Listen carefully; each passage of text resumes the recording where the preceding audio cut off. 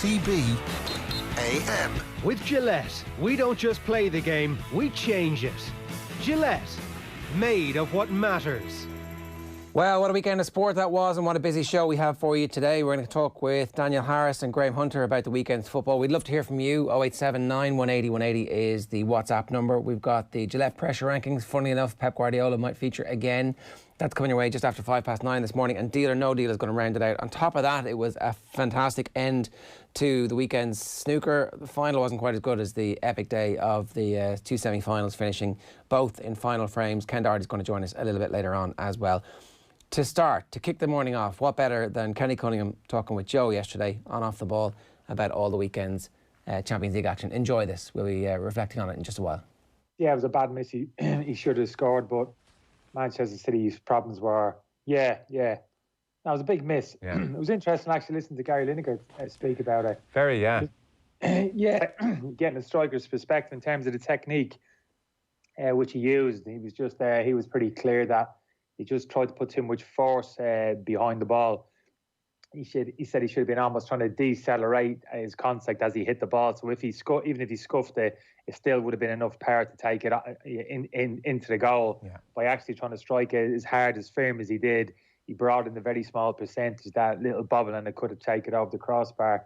So either way, of course, it was a miss. But Manchester City's problems are much more fundamental than that in the evening. They didn't lose that game of football because of Raheem Sterling's miss. It was just a tactical setup of the team.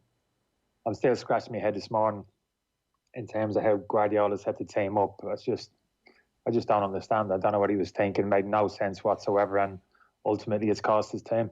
So for someone who didn't catch the game, potentially listening, and they've heard Guardiola's tactics being slammed, how did he set the team up, and then how did it play across the first hour or so? Well, he reverted back to a kind of 3-4-3 formation. I mean, he tinkered with it, Joe, against Real Madrid in both legs, and I didn't understand it then either, to be honest with you. He went to the Bernabeu and he played Bernardo Silva as a striker. People call it a false nine, but as a central striker predominantly. De Bruyne played as a number 10 that night, and Jesus played on the left wing. I couldn't understand it. They won the game 2-1 and he was lauded like, genius type thing. But it was a great result, don't get me wrong. The team played well. But even after that result, I looked at the game that night, I looked back on it, and I still couldn't understand why Jesus was playing the left wing and Bernardo Silva up front. I didn't see the advantage. I looked at the performance, I analysed it, and for me, there was an argument there to be made that City would have won more emphatically with Jesus as a central striker and Bernardo Silva as a left winger in a more comfortable position, in a position which both are familiar with and can actually excel in. So I didn't quite understand that. Went back to the Etihad did a couple of weeks ago, and he did the same. He played Foden as a central striker and Jesus on the left wing again. And I think verbally after the game, he might have admitted to, look, it might have been a mistake to play Foden there. But again, it was like, it was a strange decision. I was thinking, why do you play an orthodox central midfielder in Foden? Versatile as he is, he's played off the right wing, I know, on occasion since he's been in the team. Why do you play him as a central striker when he doesn't clearly understand the position? He hasn't been brought up there, hasn't been schooled in the position, and plays Jesus again. He was a natural number 9, instinctive striker, makes good runs in behind, instinctive in around the box, and you throw him on the left wing again. But again, they won the game, so it seemed as if a bit churlish making the argument that I don't understand what he's doing. So I would have put every penny, every cent I own last night, Joe, on Guardiola setting up his team as he always predominantly has done, when they played at their very best, at their most balanced and most dangerous, 4-3-3. Simple as that. That 3 in midfield. You could argue Fernandez or Rodri at the base of midfield, and then De Bruyne, David Silva, Bernardo Silva, Foden centre midfield. But that middle 3 axis, that's the real creative hub of the team, Joe. That's what blows teams away. That little kind of inverted triangle in midfield, where they play those little combinations, get through the third, and then link up that front 3, the likes of traditionally David Silva and De Bruyne, within touching distance of that front 3 and being able to play clever little combinations, slide people in. Again, you could argue what the front 3 would be. But that had to be the way forward. It had to be the way he played last night. I would have laughed at anybody who suggested that he would have deviated away from that last night, which is what he did. He went to 3-4-3. He brought in an extra defender, Fernandinho Garcia and Laporte. And again, I just don't understand. Yeah, I heard him after the game saying he was concerned about the Leon front two, and they're decent front two, and Camby's very quick, obviously. They play not so much, although he's a good all-round player. And it was as if he was making the argument that he needed to play a back three. He needed to change the whole formation of the team, the whole dynamic, change that creative up in midfield, because he went with a flat two then. Because he went with back three, sacrificed that middle three. He went with Rodri and Gundogan in midfield. So you lost that creative spark just to get that extra central defender in. And I was thinking, I just didn't understand. I thought, well, if you're not happy playing 2v2 against these two relatively, decent strikers, you don't need to go to a back three. All you have to do is kind of modify your approach slightly. Even in a back four, Joe, you don't have to play back to 2v2 with a back four. All you do is when you send one of your fullbacks up the pitch, you ask your other fullback to slide across and make sure you play 3v2. Now, one of your fullbacks and your two centre-halves, so give yourself an extra man.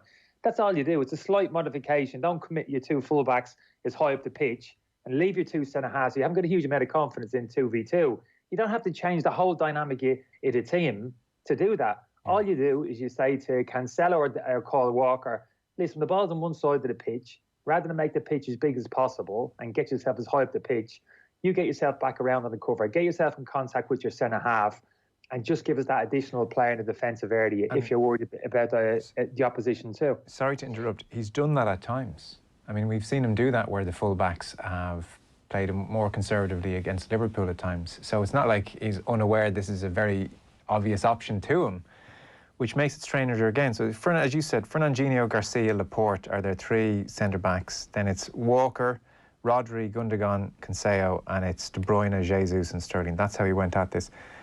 Like Lyon are 7th in Ligue 1. They've lost 9 of 26 games in the French League. If Guardiola was coming up against 7th in the Premier League, they would just go out and impose themselves and play their game and win. I mean, the suggestion is that, be it a nervousness on his part or some issue on his part, he is overthinking these games. He is attributing some level of importance to them, which he feels he has to respond to with some ingenious tactical coup for the night. And he's, I would say, bemusing his team. I would say the players are looking around and thinking to themselves, why this? Why are we doing this? We don't need to do this against Lyon.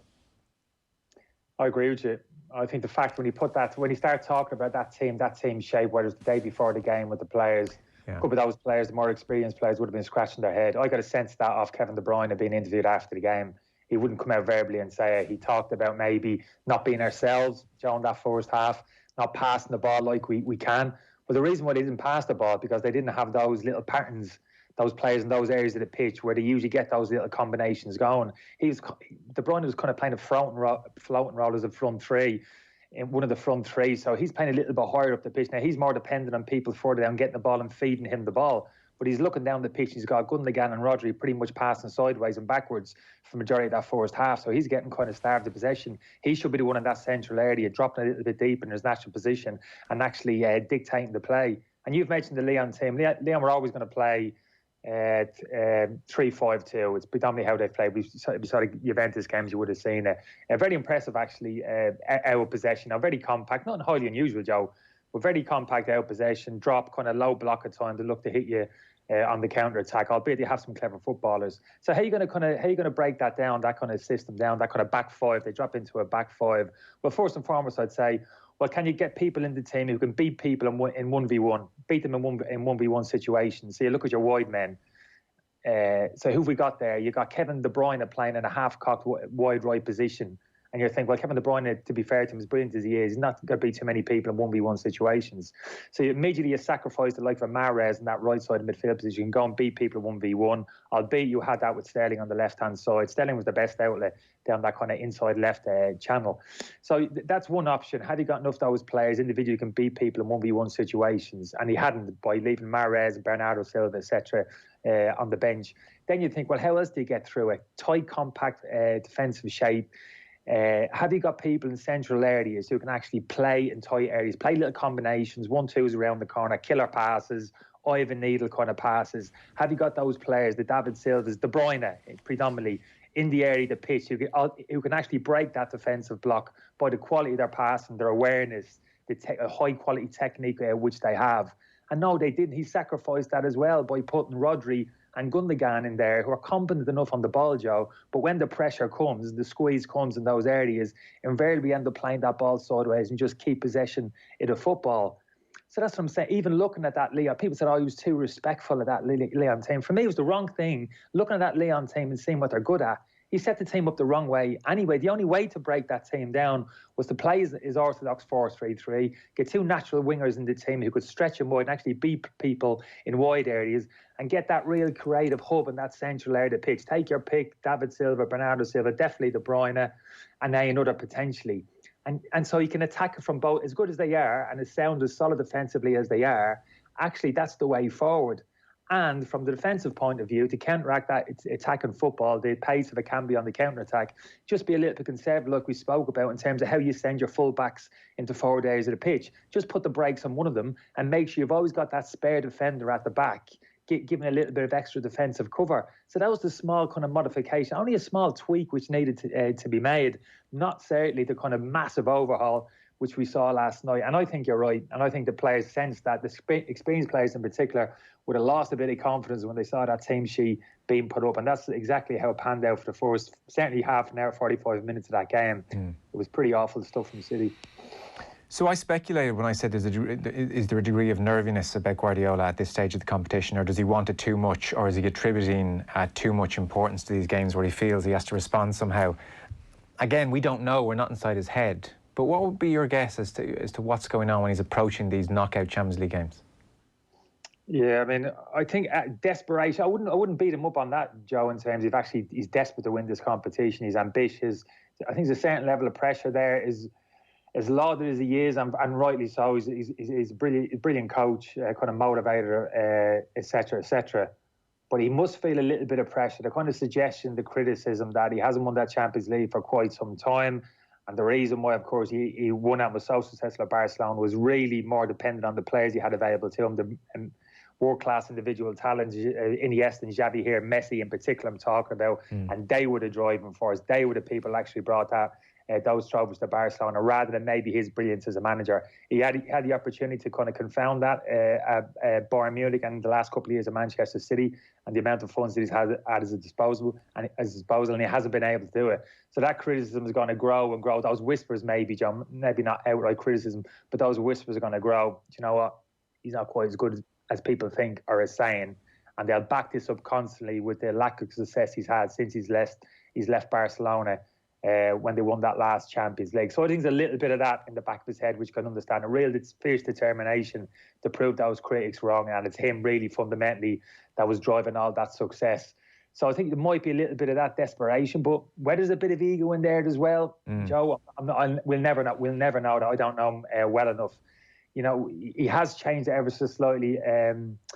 Since he's been to the football club in terms of the tactical setup. Now and again, people go, oh, this blows me away. Well, look what he's doing here. We've never seen this before. This is groundbreaking stuff. This lad's a genius. He's the messiah. So whether that feeds into the ego a little bit, Joe, I don't know. So when this big game comes along, all of a sudden, for me, don't touch it. Yeah. You don't need to touch it. Just roll the machine out. Just roll them out and let them take care of business. For the reasons that I'm saying, he just thinks, no, I've got something else. I want to try something else. So whether that's almost a subconscious thing, that at the end of the game, he wants to be portrayed, as he was the Real Madrid games, Joe, home and away. Oh, genius. Nobody saw that. He's Jesus on the left wing. Oh, that was amazing. And he pulled it off. I didn't think he pulled it off for the reasons that I said. They won the game fairly and squarely, but it wasn't for those tactical changes which he made. And certainly last night, it just kind of absolutely blew up in his face.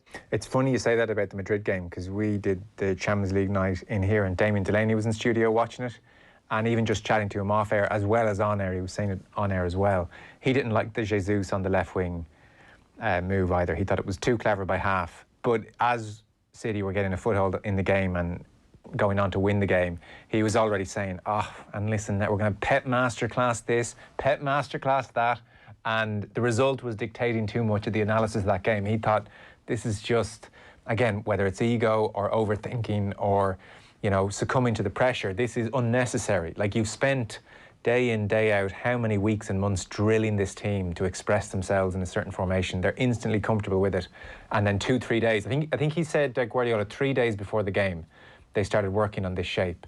And, you know, it's even hard to, like, how do you think he imagined it working? What do you think he envisaged was going to happen when they got the ball? No, I suppose that's my point. I don't know. Okay. I find it very difficult. The way Leon set up, and we knew how they were going to set up, I find it very difficult to make even an argument as to why this system would have counteracted what Leon were doing. I mean, generally, when you play against the 3-5-2 system, as Leon did, they're very strong down the middle of the pitch. You play with 3 centre midfielders, nice and narrow. They've got a front 2 who play 15 yards from each other.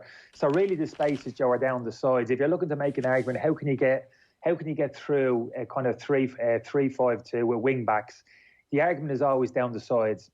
Can you get overloads down the sides? Can you get a formation on the pitch where you can get little overloads and maybe 2v1 against the opposition wing backs, on this occasion Cornet and Dubois? So really the kind of Man City's orthodox 4-3-3 formation lends itself to that, because you've got the natural width in the team. Say you would have started with Sterling left and Mahrez on the right-hand side. You got your 2 full-backs, whether it's Walker, albeit I'm saying maybe play a little bit conservative, but when the ball's on that side of the pitch, Walker gets himself involved, the other full-back gets himself in the cover. So you got full-back and winger riding down that side of the pitch against an opposition wing-back, Joe. So there's almost a little 2v1. The opposition team have to drag a central midfielder out quickly from that central area to double up 2v2, or potentially at times one of those 3 centre-halves have to come out. But if you move the ball quickly and get quick switches of play, that's not necessarily easy to do, to get those players out to double up. So that's the kind of way in, predominantly against the 3-5-2, overloads and get that extra man down the side of the pitch. But again, City last night, they didn't do that. They actually matched up. They went wing-back to wing-back, and they played like a narrow 3. De Bruyne played on the inside, so you didn't get those overloads. Last night, you got Cancelo up against Dubois 1v1, and you got Kyle Walker up against Cornet, 2 rapid athletes, absolutely decent little contest. Cancelo for me more of a natural defender, so they couldn't break them down the sides. Joe, it was kind of a bit of a matchup down the sides, and in the centre of the pitch, if anything, they had a little bit of the overload in there. Leon, they had those 3 midfielders nice and tight in there, Kakare, Uar, and Guimaraes, the Brazilian boy. So it was difficult for C to actually get any kind of overloads in there. So I suppose the point I was trying to make, I can't really make an argument for how he saw Guardiola in terms of how this system was actually going to break down, where they were going to get the overloads and where they were going to get the advantage in any area of the pitch. Okay, well that makes it doubly worse then. Where does this leave Guardiola's stock, in your view, as a manager? I think he's going to be open. He's going to get criticism. I think that's an absolute fact for the real. If I'm saying that last night, everybody's seen it. You know what I mean? Anybody watch the game of football and kind of break it down can see what happened last night. So he's going to have. I say he's going to have to deal with it, but I mean, there was other things going on at play last night. So we've spoken about the tackle setup of the team, Joe. But in terms of how Manchester City how they defended, say the first goal last night. Yeah. So ball over the top, Leon player in possession of the ball, head up, no pressure on the ball, ball clipped over the top, and they're opened up. So for me, that defensive high line is quite topical at the moment, because we'll see it again with Bayern Munich, a bit of criticism then. They do the same, high line, no pressure on the ball, take huge risks with that. And none of teams actually do it. And it's regardless of whether you play a back 4, it doesn't really matter, or a back 5. I mean, Guardiola spoke about being more secure, having the third man back there. That's not always the case. In a general point, I was never particularly more secure when I played in the back 3 than I did when I played in the back 4. If anything, I was more secure in a narrow, compact back 4 than I was in the back 3. Having the extra central defender in there didn't make me more secure defensively, because what happens, your full-backs get pulled up the pitch, your back 3 gets spread across the pitch, bigger distance between defenders, you get kind of more exposed. But whether you play a back 3 or a back 4, that first goal last night wasn't down to City playing with a back 3. It was down to bad defending, basic defending, full stop. When an opposition player 10 yards from the halfway line, 15 yards, is in possession, has got his head up, you don't hold a position close to the halfway line. Alarm bells are ringing. As defenders, you head back to your penalty box as quickly as possible and make sure you're not hurt by a ball in behind. The only ball you give up is a ball into the centre forward's feet in front of you, where you can go and press. And that's what they didn't do. They kept the high line last night. Laporta's hand in the air, appealing for offside. Young Garcia's kind of trying to plant his feet, trying to force an offside. So again, for me, that's like defensive training. What kind of defensive training are they being taught at the football club when they're being asked, they're being preached to keep that high line, which I agree with in principle, to keeping the high line. Every defender does, but not when the opposition team are in comfortable possession and the man in possession has got his head up and the ability to pick out a pass. And I would think just instinctively, even people listening who are playing at a lower, much lower level, Kenny, would listen and imagine that scenario where there's a ball being clipped under no pressure. And if you're in that back line, instinctively, you're going to start heading towards your own goal because you know something's potentially on here. I mean, to try and play offside or to plant your feet, you're just leaving yourself open to be dead in the water. And then less important, because that's a structural thing and maybe more of an attitude thing, but I mean, Cornet ultimately was side by side with Walker. In fact, he would, by definition, have had to have been behind him because Walker played everyone on side.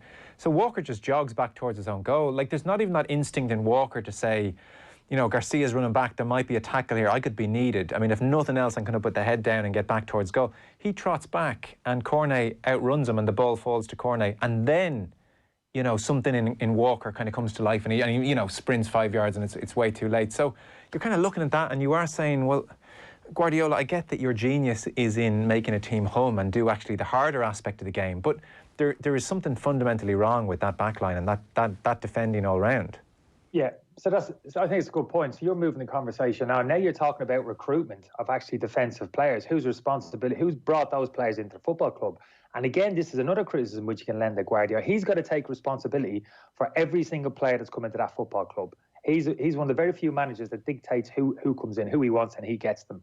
So all of those how long has he been in that football club, Joe? I can't even remember the number of years that he's been there. He still hasn't been able to put a central defensive partnership on the pitch that you can hang your hat on. The amount of players that have come into that football club, Mangala, the money spent, Otamendi, John Stones, who just haven't developed. Whether it's their individual attributes, whether they haven't been coached or schooled. We hear a lot about in terms of the creative hub of the team, the element, how they've improved and kind of blossomed under Guardiola, Raheem Sterling, etc., etc., etc. But I tell you what, I haven't seen that blossoming in terms of some of the defenders who've come into the football club. I haven't seen them defensively improve. John Stones is probably the best example of that. You've mentioned Kyle Walker. I've been hearing stuff. Kyle Walker, brilliant. He's outstanding. How he boom. Going forward, yeah, absolutely great athlete. But he's never been the best defender. He came to Manchester City Football Club as probably an average defender and outstanding attacking fullback. That was his criteria when he came to the football club. And at the moment, he's still the same. He's still a bang average defender and a very good attacking fullback. He hasn't improved. You mentioned it there. In defensive instincts, the ball goes over your head. Your natural instincts, get back to me penalty box as quickly as possible. I don't know how this attack's going to develop, but I've just got to get back. Your instinct tells you get back as quickly as possible, so I'm in a position to make a contribution if I'm needed to, whatever it is, a tackle, an interception, whatever it is. But he hasn't got those natural defensive instincts to get back, that natural positional sense to get around his fullback. His decision-making isn't great. And he's another player who's brought into the football club. So I would point the finger of criticism at Guardiola in terms of the quality of defenders that he's brought to the football club. It hasn't been good enough. I actually think the best defenders who came to the club were shipped out too quickly. Nastasic, young defender, and Savic actually was very young when he came to the football club. And I actually quite like both of them. I thought, you know what, look, natural defenders, these two kids, they're young, they need to develop, need a bit of time. But in the right environment, I thought, 2 or 3 years, they'll be the real deal. But they didn't last. Yes. They were shown the door. And Savic actually resurrected his career and done really well, playing Atletico Madrid, really good defender for me. And Nastasic went over to Germany and done reasonably well. So I think he has to take criticism for that, Guardiola, in terms of the defenders that he's brought into the football club just haven't been good enough and actually haven't been educated enough, and he hasn't improved them once he's brought them into the door of the football club. This is his 4th season. So he did 4 years at Barca, 3 years at Bayern, and now he's back to 4 years at City. So this, if he stays on for another year, this will be the first time he's gone into that 5th year. And the point you make about the improvement we've seen in Sterling versus the defenders, jumps out as an obvious one. Like, you see how hands-on Guardiola is. We've seen the camera phone footage from different sessions, or him grabbing Sterling and twisting his hips that way and face the play this way and do that, and intricacies that he's spotting and seeing. Like, geez, we're not...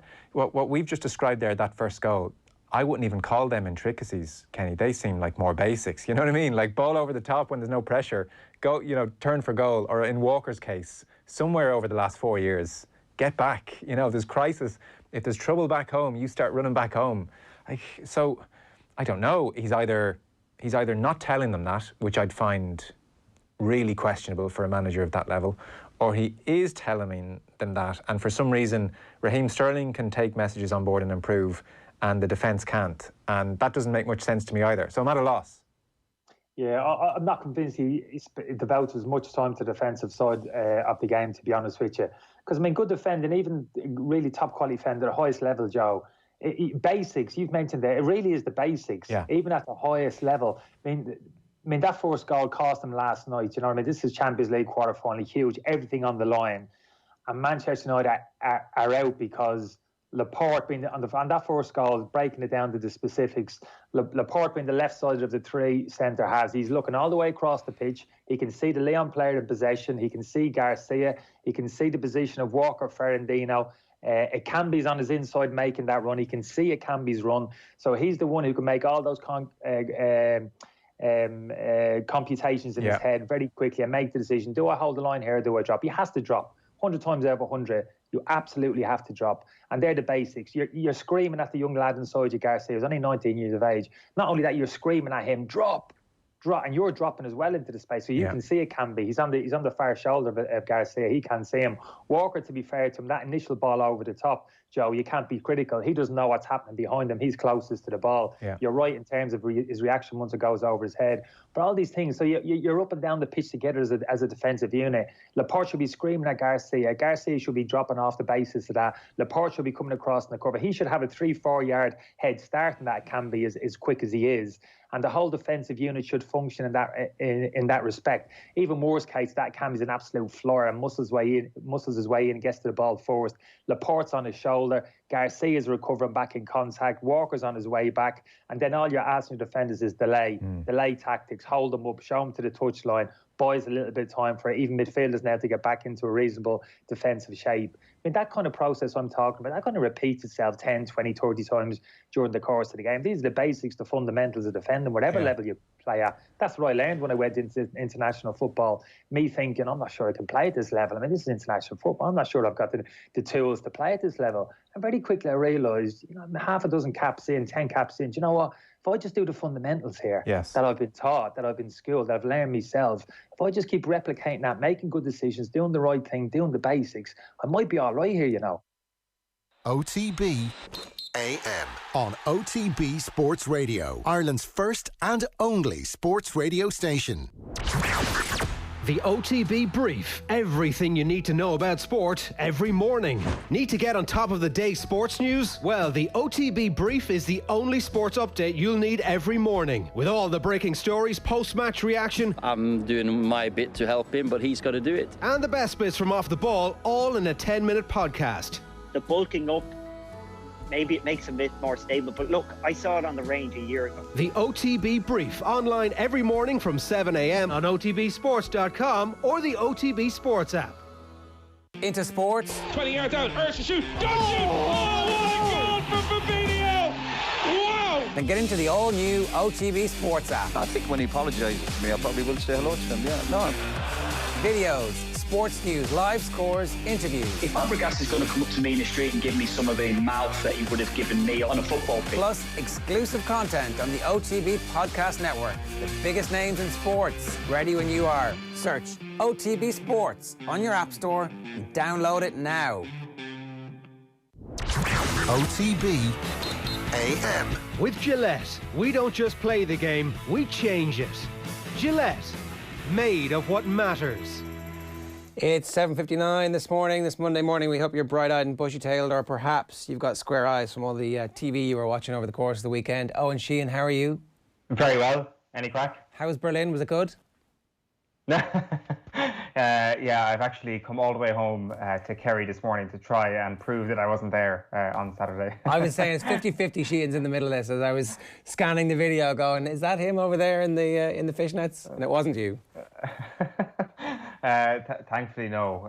Brunch isn't my thing. When the eggs become Benedict and the Prosecco becomes mimosa, I am out, especially at 3 o'clock in the afternoon. But hey, I'm sure the eggs were good for everybody that was there. Yeah, I mean, look, they'll never forget them, I think, is certainly what's going to happen with that. If you were in Berlin over the course of the weekend and you want to share some video with us, we would happily help you to amplify your influencer cred. 0879 180 180 is the number. If you've got any stories about it, then sure, get involved. Who are we to judge? Who amongst us hasn't made a mistake over the last number of months, Owen? Well, we can judge anybody who is dancing on tables to Mr. Brightside, is what I would say. Somebody made a very astute observation on Twitter yesterday. Was it Nadine O'Regan maybe making the point that isn't Berlin usually kind of a hipster, kind of fairly cool place, and this is a fairly hipster event? And yes, the Killers, Mr. Brightside was playing. Where did the things stack up here? Is there a potential conspiracy here that things aren't as authentic as they seem? These are the big questions we need to ask on a Monday morning. Yeah, absolutely. The other big questions that we need to ask are: what the hell happened to Pep Guardiola again? What the hell happened to Manchester United again? Where is Leo Messi going? It was an amazing weekend of boxing. Eric Donovan managed to catapult himself, I hope, into the top 10 at least for who Eddie Hearn wants to give a fight to at his normal weight. The snooker was absolutely sensational. It's the first time in history that the two semi-finals have gone down to the final frame. So not a bad weekend sport, Owen. It's back. Oh my God! Friday night really felt like you were kind of like hovering over the TV remote, but like an excited child ready to open your first present on Christmas morning. It was like, what do I do here? This is like a place that we haven't been forever and ever, where it's like this incredible collapse that we're witnessing in Portugal, combined with the other screen of this incredible semi-final that was developing between Ronnie O'Sullivan and Mark Selby, which wasn't even the best semi-final of the day, I might add, with one of our favourite athletes in Irish sport about to ring walk, and you're like, I suddenly need a third screen in here. I need to be able to consume all these things at different times.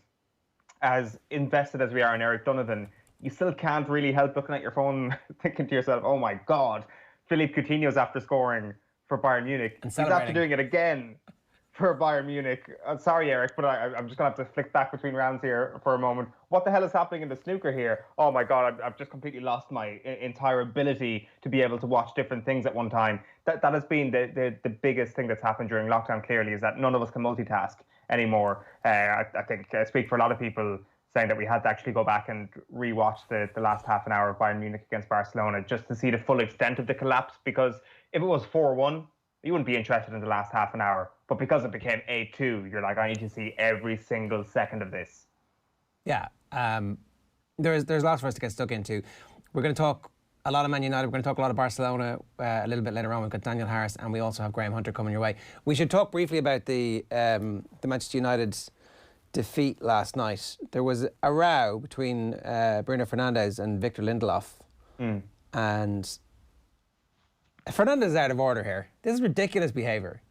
If you are still in the competition, it is 2-1. There is, 12 minutes left to go in the game. You get the ball, you put it down, and afterwards, you go and you wag your finger in the dressing room, in the privacy and the comfort of what's happening. You're still trying to win the game. There's like a trophy in a week's time, less than a week's time, being given out for this competition. What are you doing? I'm not sure if I go along with that at all, actually. Like, I think that Manchester United fans, I'd imagine, will have been crying out for some display of caring from their dressing room. And like, while they've had incredibly talented footballers in that dressing room for quite some time, there has been a sense that there hasn't been a real dressing room leader. Like, if something bad happens to your team, is Anthony Martial more likely to call somebody out, or is he more likely to sulk? He's probably going to do the latter. What will Paul Pogba do? Probably the latter. The likes of Brandon Williams, Mason Greenwood, too young to have that authority. I even get the sense that Marcus Rashford and Harry Maguire might even fall into the bracket of sulking rather than actually calling a teammate out. But Bruno Fernandez, we now know, does not fall into that category. He is not a sulker. He is somebody who is going to dig out his teammate. And sure, I mean, in an ideal world, if everybody is an angel and has got all their priorities in order and has never made a mistake in their life, of course they do it behind closed doors. But at that moment, Bruno Fernandez was so pissed off with a defender who cost a lot of money deciding to not go for a ball that was fizzed right in front of his face with the sides level at a goal apiece. It is an egregious error. Bruno Fernandez was ashamed of his teammate. He was fuming, and he decided to call him out at that moment. If I'm a Manchester United fan this morning, Ger, I am delighted with Bruno Fernandez at that moment. I'm like, I want to keep that guy. He didn't even pick the right defender. Really. He didn't even pick the right defender. Where was Aaron Wan-Bissaka for that goal and the first goal in the first half? Like, you can't decide suddenly that this massive systems failure falls simply at the root of Victor Lindelof. And maybe the midfield weren't pressing enough. If you look back at the goal, it's this kind of very easy passage of play where Sevilla just pick out somebody in a pocket of empty space who finds somebody else in a pocket of empty space who then puts it right across the goal. Where's Harry Maguire? He didn't do it to somebody important. He didn't do it to somebody who's going to be there next season. He picked the weakest of the crowd. To me, this is all the hallmarks of a bully. This is absolute textbook schoolyard bully. You pick on one of the guys who actually isn't really responsible.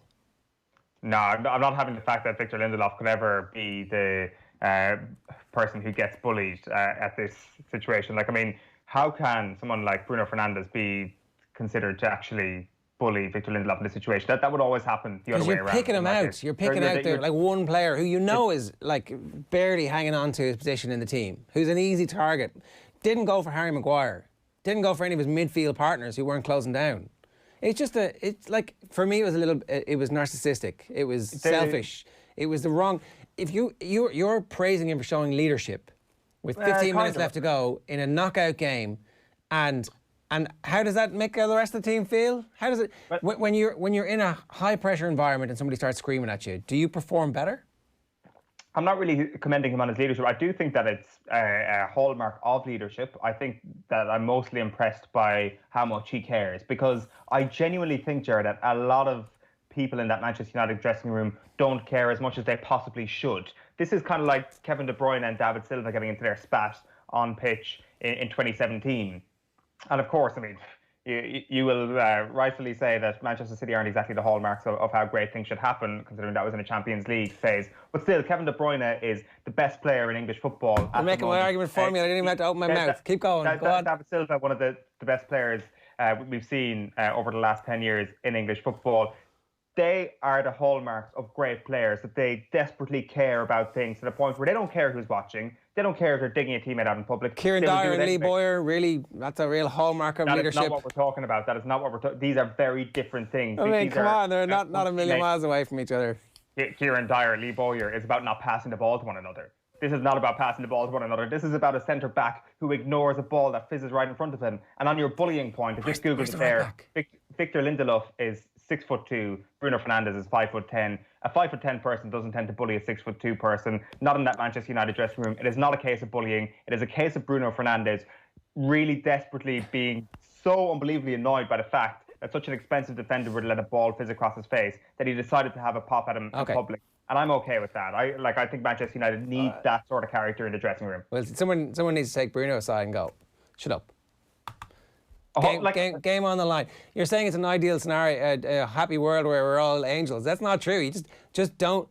The All Blacks have their rule about this, and it's one I think that Bruno Fernandez would do well to abide by in the future. Hold on a minute. No, we're out of time. 9 minutes past 8. You can come back to this a little bit later. 087 180 180 is the number. Shane Hannon, good morning to you. How are you? Morning, lads. Keeping well. And yourselves? You're a Man United fan. Yes, I certainly am. Bruno Fernandez, a hero for calling out Victor Lindelof last night. The type of leader that team needs, as opposed to a bit of a charlotte in those last 10 minutes. Yeah, there was a part of me that when I saw it happen, I was like, yeah, fair enough. Victor Lindelof screwed up here. You see the replay, and Aaron Wan-Bissaka is equally at fault, but it's nice to see some passion. And also, Ole Gunnar Solskjaer often sits in that subs bench, and to see a little bit of passion from him, I think it was in the quarterfinal maybe, or even the last game of the season, where he started to show a little bit more passion.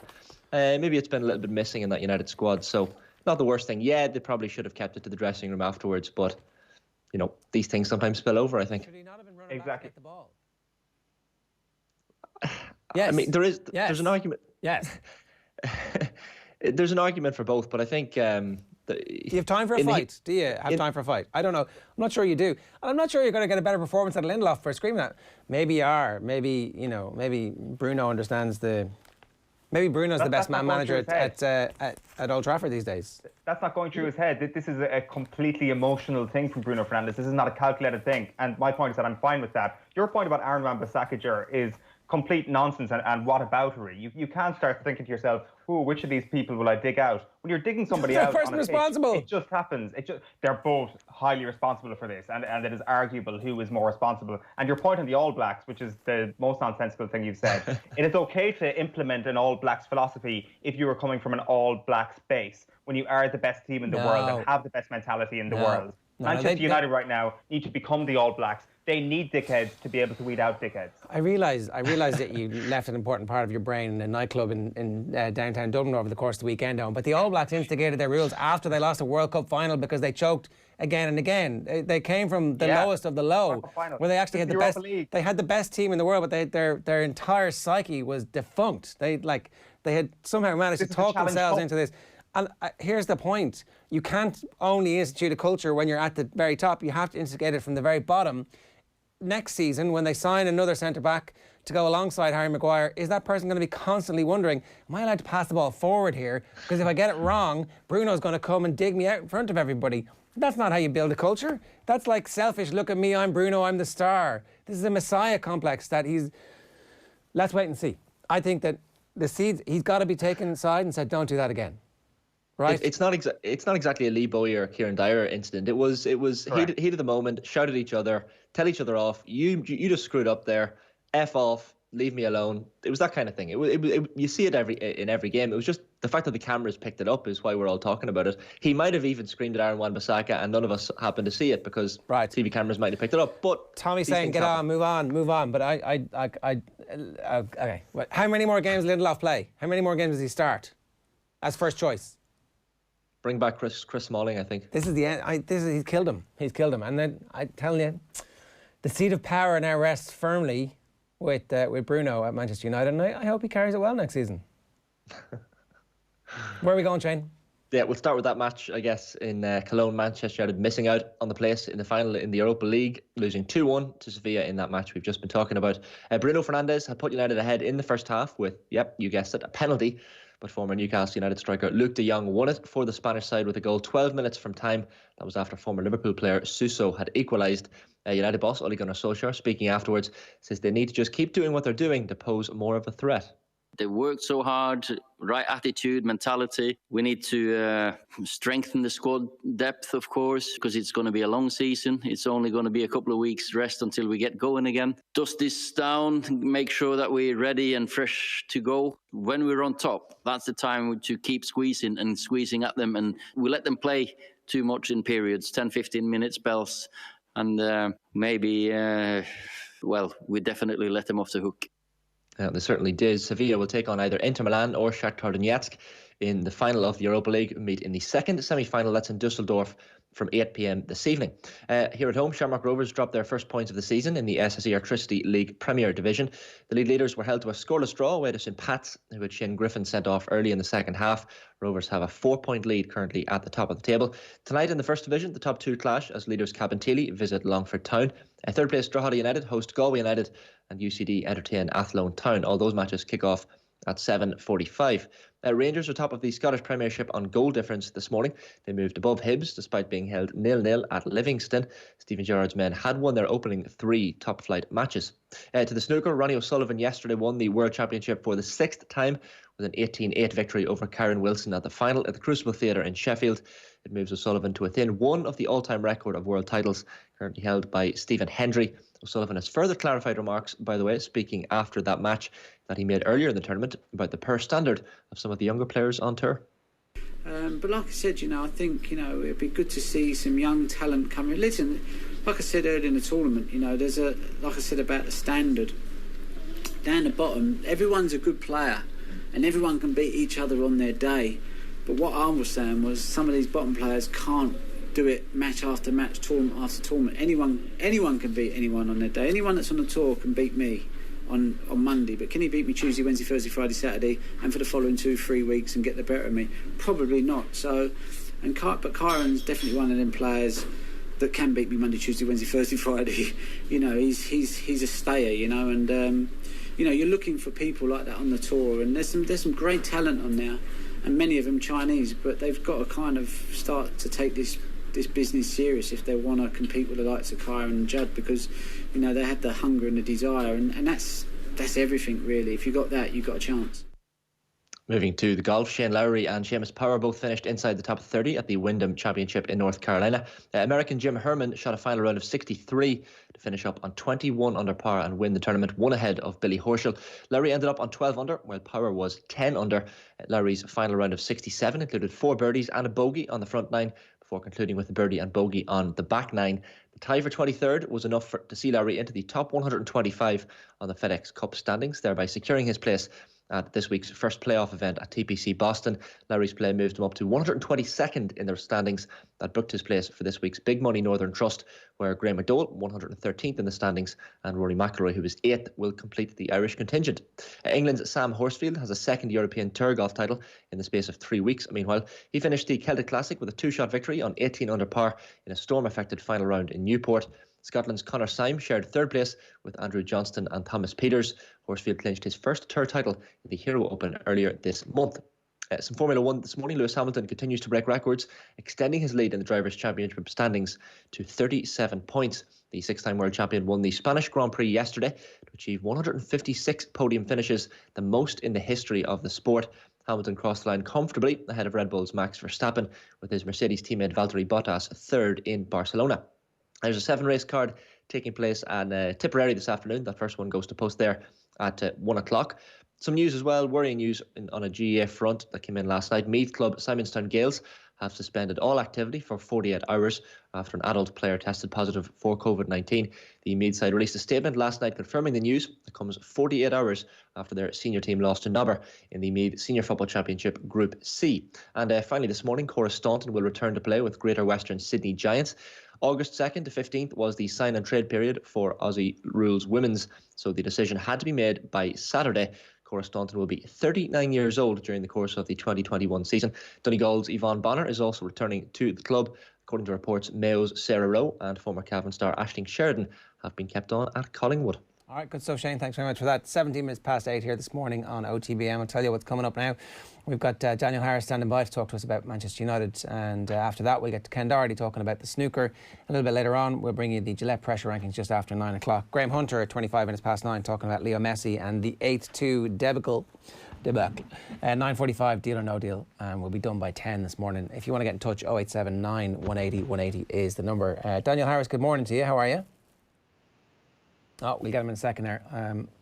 We're just getting him up. And let me tell you, OTBAM is live in association with Gillette. Good morning. Start with Gillette, giving you the confidence to tackle the day ahead. I'll give you a competition opportunity to win our competition a little bit later on in the show as well. May as well do it now, actually. The Nike Football 2021 Liverpool FC home kit features a vibrant red, traditional white and teal colourway, taking inspiration from the traditional LFC crest and the liver birds that overlook the city on the iconic Liver building. The new kit is available to pre-order in-store and online right now. And every morning this week on OTBM, we'll give you the chance to win a €100 voucher for the LFC store in the ILAC Centre in Henry Street, Dublin. There are 3 ways of entering the competition this morning to be in with a chance of winning. Share the show where you're watching and tag @OffTheBall. Just retweet this morning's OTBM and tag @OffTheBall, or indeed you can WhatsApp or screen grab us on how you're watching or listening to the show. 0879 180 180 is the number. What's your take on Manchester United? Actually, we do have Daniel Harris there. Daniel, good morning to you. How are you? Morning, thanks. Good, thanks. How are you? Yeah, good.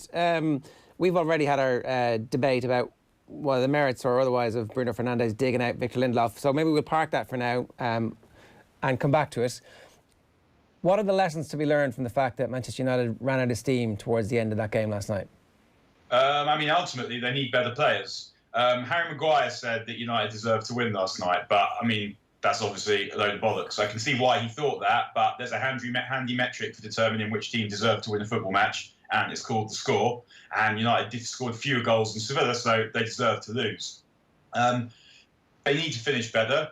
But as you say, they did run out of steam last night after about 15, 20 minutes of the second half.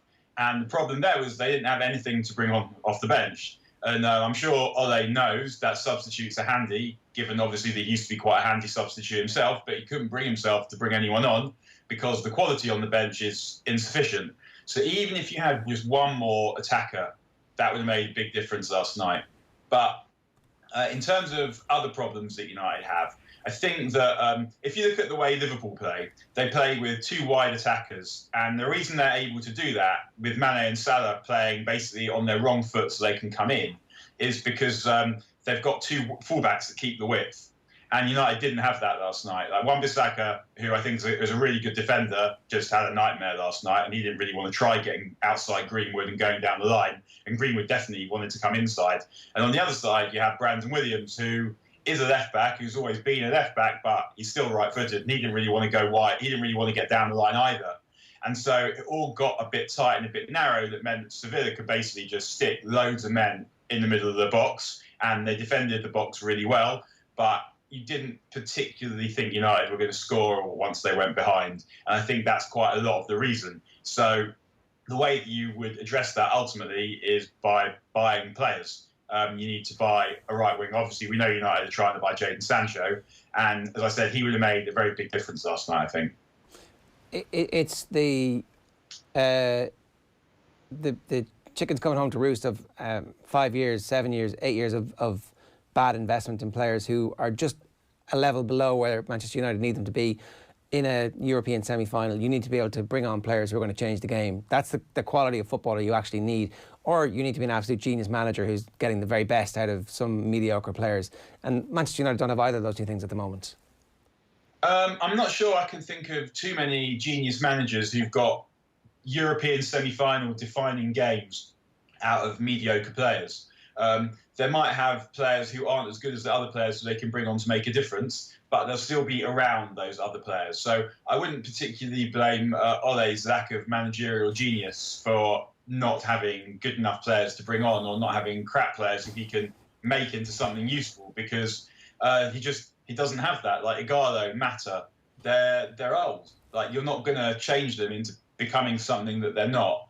I think one of the other problems we saw with United last night is still the balance in midfield, because you've got Bruno Fernandez, who is more or less knocking about, waiting to influence the game.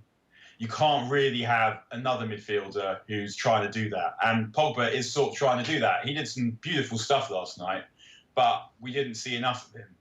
And I think that in order to balance a player like Fernandez, you need Pogba really to be a box-to-box player who is constantly involved. And I think he has the legs and the stamina to do that.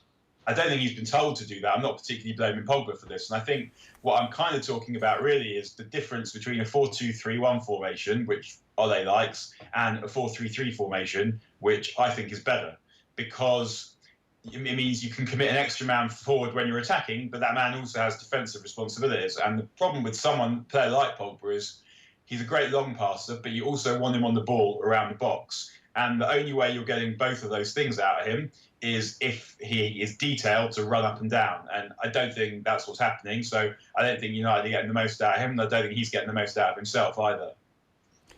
Does that mean there's a ceiling here with even if they sign Sancho, that actually the midfield is still, the constellation of the midfield still isn't sufficiently flexible to allow Manchester United to be a team who competes for the Champions League and for the Premier League, which, let's face it, is actually, that's a requirement. You're Man United, you're supposed to be trying and ready every season to win either of those two competitions. If his system is slightly inflexible, or is almost allowing the players to decide what's going to happen in it, then that would suggest that maybe there is a ceiling to where Solskjaer can take the team. I would say nothing that Solskjaer says suggests that the players are just told to go out there and make it up. People might not agree with the plans that he gives them, but nothing that he says suggests that they're just going out there and expressing themselves. He definitely wants them to express themselves, but he talks about the attacking movements that they work on. Like, when he's asked good questions about tactics. I think he's actually quite good about explaining the way that he wants his team to play. So I don't think it's that. In terms of what the ceiling is, to win the Champions League, I think that United are quite close to having players good enough to win a Champions League, because Champions League is a cup competition. And ultimately, if you've got great attackers, then you can be good enough to beat any team. So it's possible. You've seen teams do that in the Champions League just because they've got really good individuals. I mean, Real Madrid won 3 in a row, and they did it much more by having great individuals than by being this great coherent 11, which with a great manager, they didn't have either of those things. So I do think it's possible for United to do something in the Champions League next season just with 1 or 2 signings, but ideally I think they need 3 or 4 signings. And I'm not sure that even Pogba's necessarily the problem, but perhaps the problem is the third player.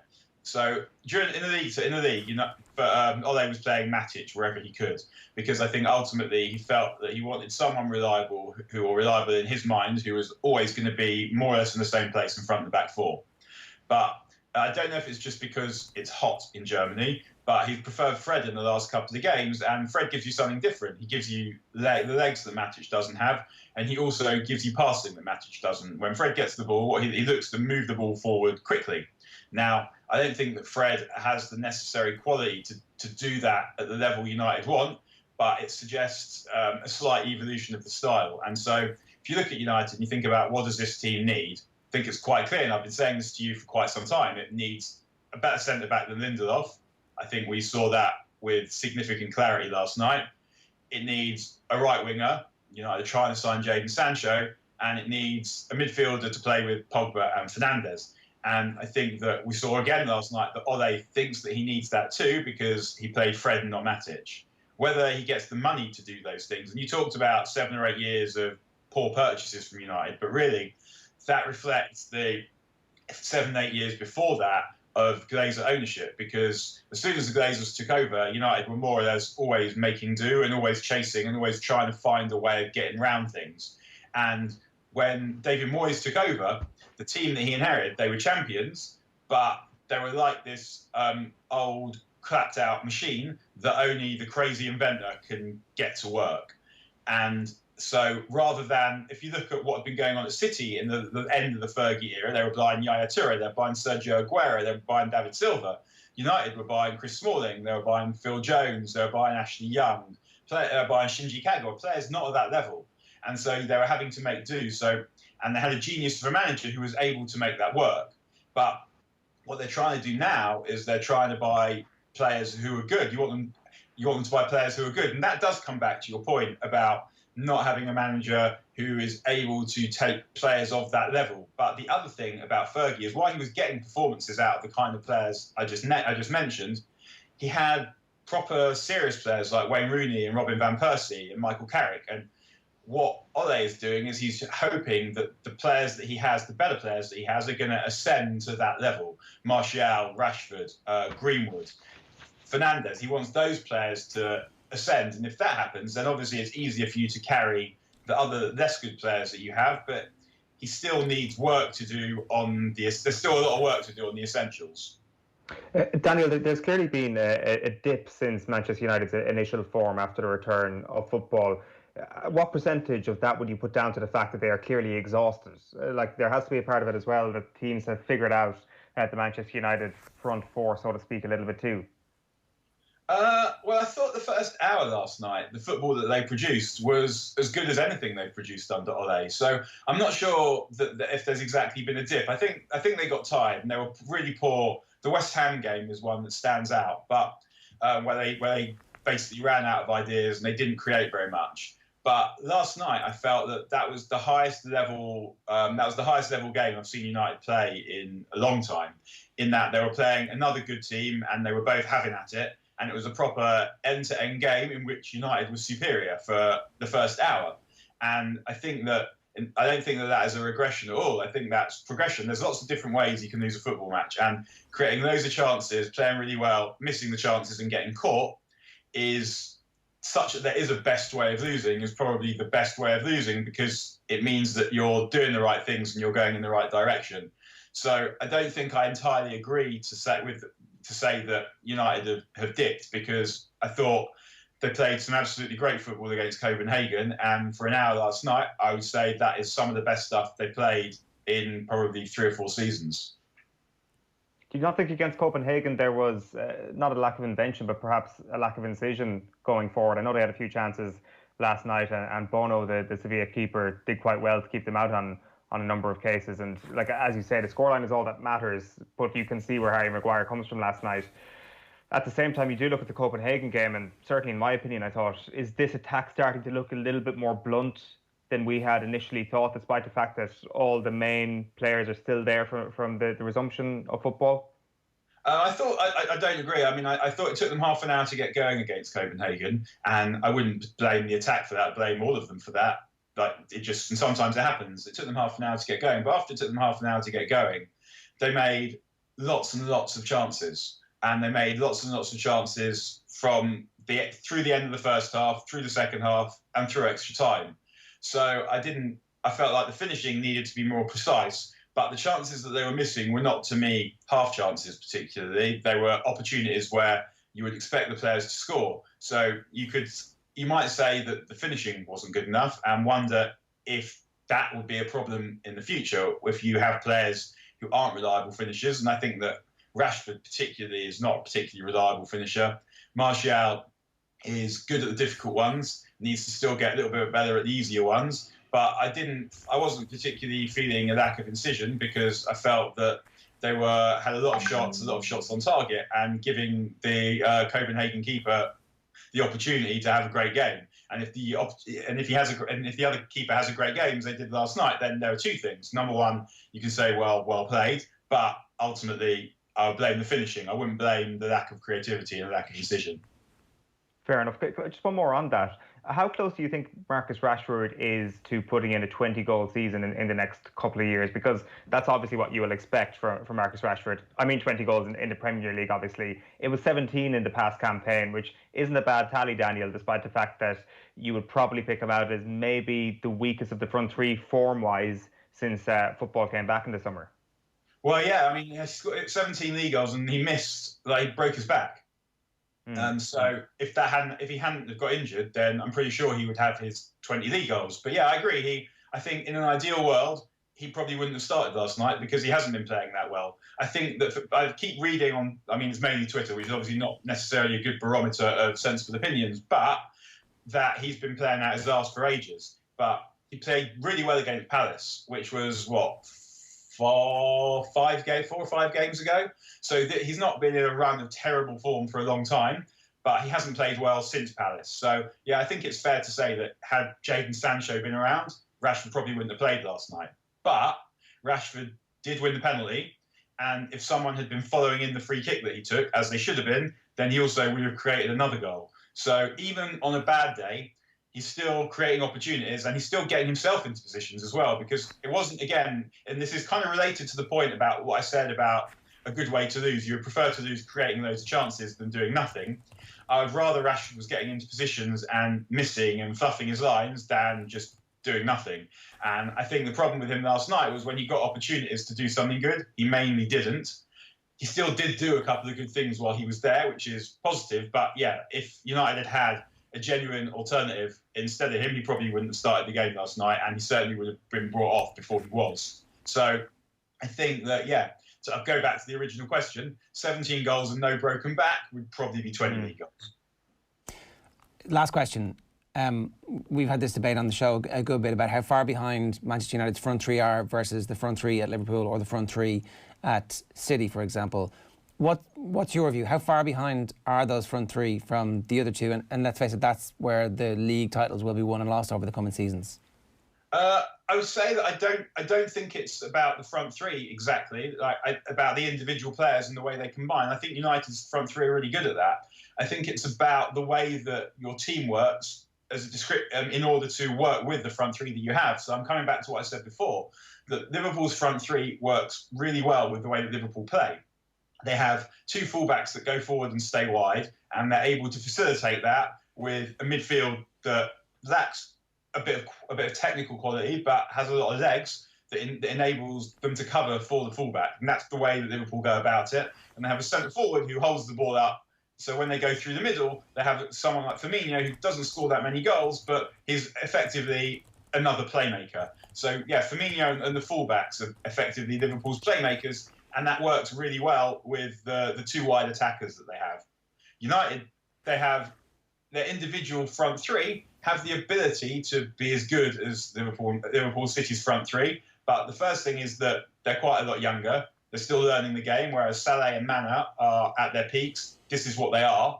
They're not getting better now, but they are at the absolute peak of their powers. Whereas Martial, Rashford, Greenwood are learning to play. So what United first of all need to do, as I say, is in order to fit the way United want to play, United want to get lots of men forward. And for that to be the case, you need to have defenders who are comfortable defending one-on-one. So people criticise Wan-Bissaka, whose defending yesterday was also horrible. But in general, that's not the case. People criticise him for not being as good as Liverpool's fullbacks getting forward. But the composition of United's midfield is different to Liverpool's. United rely on their midfield for their creativity, not the centre-forward and not the fullbacks. So the job of the fullbacks needs to be, first of all, to be able to defend one-on-one. But if you have fullbacks who are there in order to defend, then you need attackers who are going to be able to go on the outside. And United don't have that. Yeah. So what they need is, whether it's Jadon Sancho, whether it's Kingsley Coman, they need a right winger who will be able to do that, to get around the back. And that's not so much to do with the individual players, it's to do with the descriptions, it's to do with the kind of players that they are. So in terms of the goals, the ability to score, the ability to create out of nothing, United absolutely have that in attack. They probably don't yet have the composure that Liverpool and City's attackers have in front of goal in big games. But, I mean, we saw City against Lyon that there was also a goal. I mean, all strikers will miss chances. And they'll all miss chances in big games, all of them. There's no striker you'll be able to find where you can't point to that was a bad miss from that player at that point. It's about, and you're much more concerned with a team with attackers if they're not getting opportunities.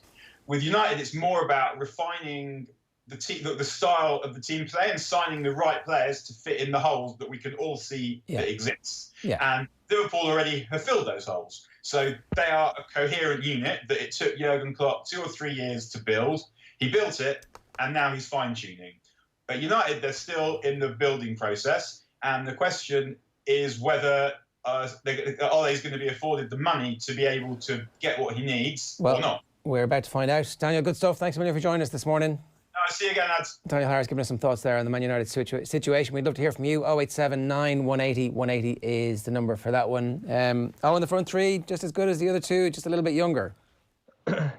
Not for me. Okay, the little bit younger caveat is an interesting part of that, but right now, nowhere close. I would put it to you that Manchester United would be interested in signing an attacker from every single other team in the top 8 that would, on form, currently improve their front three. Any other team in the top 8, Manchester United could look at them and say, yeah, I'll have a bit of that attack, and that player would start for their team. So you can go through the table if you want, and they got a player in each team. Well, why don't we do that in a moment? I'm going to give you the opportunity to enter the competition.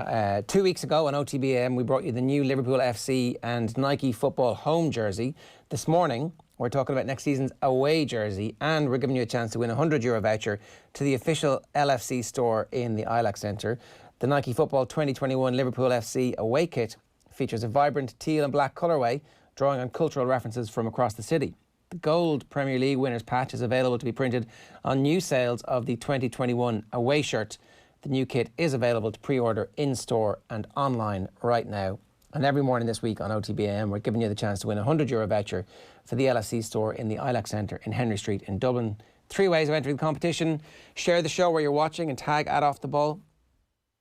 On Twitter, just retweet this morning's OTB AM and tag @OffTheBall. Or better still, WhatsApp us a screen grab of how you're watching or listening to the show at 0879 180 180. Right, it is 39 minutes past 8. We'll go through those top 8 teams and fix things for Manchester United in just a little while. But in the meantime, let's talk snooker, and I'm delighted to say Ken Doherty is with us. Ken, good morning to you. How are you? Morning. How are you? You okay? I'm going to start with a Man United question. Sorry, I have to. Whose side were you on in the fight between Fernandez and Lindelof? I didn't actually see the fight, to be honest, because I couldn't see the rest of the second half. I only saw the first half up to and then maybe about 10 minutes of the second half, so I didn't actually see what happened at all. So bit of handbags. I'm sure if I was probably up for anybody, I probably would have been up for Fernandez, even though I didn't see it. What happened? Lindelof and several others were at fault for the winning goal for Sevilla, and Fernandez decided that was the precise moment that he needed to start screaming at Lindelof, and Lindelof gave it back to him, in fairness. Okay. Well, I don't know. I didn't see it, Jay, so sorry about that. That's all right. You're pulling an Arsene Wenger on me, Ken. It's okay. Ronnie O'Sullivan was in magnanimous mood last night, saying that all those young lads that he was giving out about last week, they're good. They're not that bad. Well, let's see.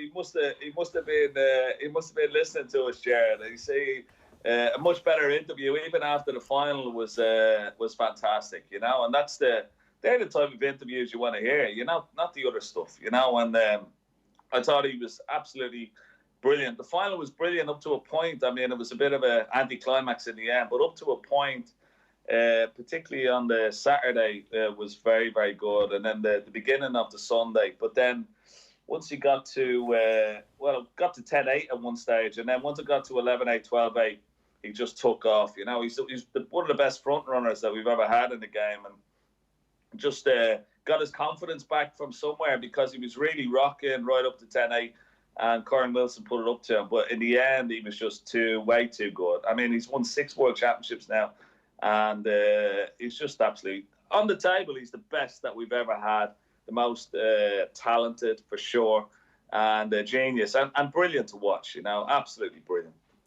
It's amazing how the final proved once again, Ken, how psychological a final and a high pressure scenario like this can be. That really on paper, it didn't look like there was too much between them, except when it really mattered. Kyron Wilson passed up a few huge opportunities early yesterday and on Saturday night, and that's basically what it came down to. Yeah, exactly. Yeah, it's amazing because there's such small margins in any sport at the very top level. And he missed one red at the back behind the black on the Saturday night to make it 9-8 from 8-2, which would have put huge pressure on Ronnie going into Sunday. He missed that and gave Ronnie a little bit of an edge and a little bit of a gap to go 10-7. And there was a pinky miss right at the beginning in the first session on the Sunday afternoon, where it could have closed the gap to 10-9. And missed that as well. So and then the gap was bridged, and then Ronnie just sort of took off. But yeah, the margins are so small, But I think Karen Wilson, even though he'd be probably deflated and dejected after the final by losing by such a margin, I think he will definitely come back stronger for it. He'll be a future world champion. He'll be thereabouts again. Can you explain to us what the two players are thinking on Saturday night? Because they both looked absolutely exhausted, Ken. Ronnie came out yesterday, new man, clean shaven and all that, but they looked like they hadn't slept at all on Friday night. Well, they were shattered. I mean, the two semi-finals on the Saturday, and I know it's not a physical sport, but mentally it drains you, and you do get physically drained from the mental exertion, and people may not understand that so much looking at snooker, but that's what happens, and that's what pressure does to you. And after both epic semi-finals, I mean, even part of that Saturday night, Ronnie's body language, I mean, I thought he was going to just walk out at one stage. It was quite incredible. We were watching him in his chair, and he looked completely disinterested. He was kicking his cue.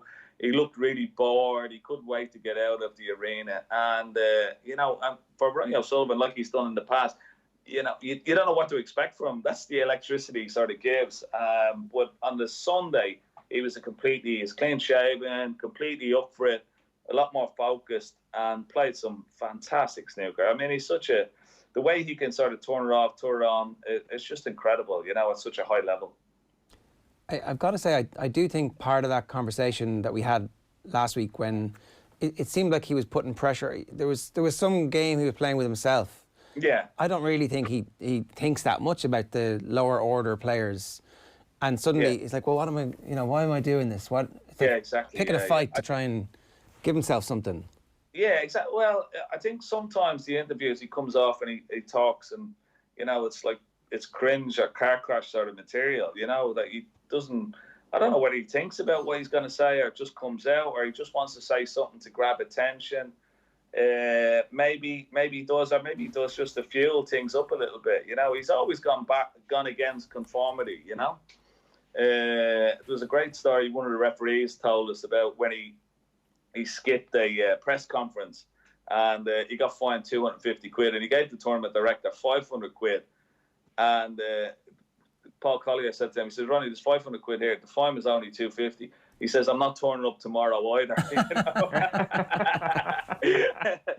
Brilliant. But, you know, he's always gone against conformity. And sometimes the stuff that does come out of his mouth is like, you know, completely off the charts, you know. But last night, he was completely different. After the final, it was much more of a sort of a gentleman, a sort of an interview, much better. And that's the type of Ronnie we want to see. We don't want to see him slagging off the game or slagging off players. That crossed the line with me. But everything else, listen, I'm one of his biggest fans on the table. He's brilliant for the game. He's brilliant to watch, and he is snooker's talisman for sure. You know. Did not having fans this week until the final, did that have an impact? Did that help him? Because it's 7 years since he last won.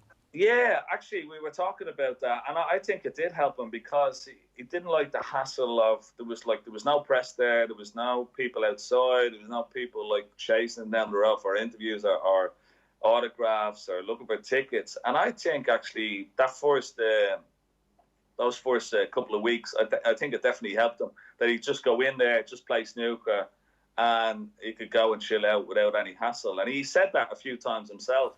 But I mean, when the crowd is there, I mean, when you're playing Ronnie O'Sullivan, as I said before, it's like playing an away match because you know 90% of the crowd want him to win. Now there was a lot of love for Karen Wilson in the audience as well, you know. But he, you know, the first couple of weeks I think helped him a lot because over the 17 days it's a marathon at the Crucible, and Ronnie loses patience, and he has done over the last 6 or 7 years. This year he was different. And I thought he was superb in the end. In terms of the all-time great, right? Like Hendry's obviously still one ahead of him. Yeah. Does it matter? It's a Jack Nicklaus, Tiger Woods conversation. Yeah, but I think Hendry is still ahead of him at the World Championships. He's got 7. O'Sullivan's got 6, but O'Sullivan will win another one, I think. You know, and O'Sullivan's won more majors than him. He's won more Triple Crown events now. He's gone to 37 as opposed to Hendry's 36 and Davis is 28. I think O'Sullivan or Higgins is 35 or 34. So O'Sullivan's gone ahead in that regard. But I think, I think even Stephen Hendry regards him as the greatest ever player. I know he still has that 7 World Championship record, but I think Ronnie will come back probably next year or the year after and maybe win it again. You know, he's that good. Was last Friday the greatest day you've ever seen at the Crucible, Ken? Yeah, I mean the semi-finals, the semi-finals, both semi-finals, the Karen Wilson one and McGill, the last frame was one of the most dramatic, bizarre frames of snooker in the semi-final in the World Championship and in snooker generally that I think I've ever seen. I mean, 1985 was very dramatic and we all remember it. But this semi-final and the way it finished was incredible. And then, of course, you had Ronnie O'Sullivan against Mark Selby. I mean, Ronnie O'Sullivan during that semi-final had literally given up. You know, he'd thrown the towel in, and from somewhere he found some inspiration and came back to win the last 3 frames and absolutely, stunned Mark Selby and stunned the rest of us as well because we couldn't believe what we were seeing. You know, but it was fantastic. Great viewing, great TV.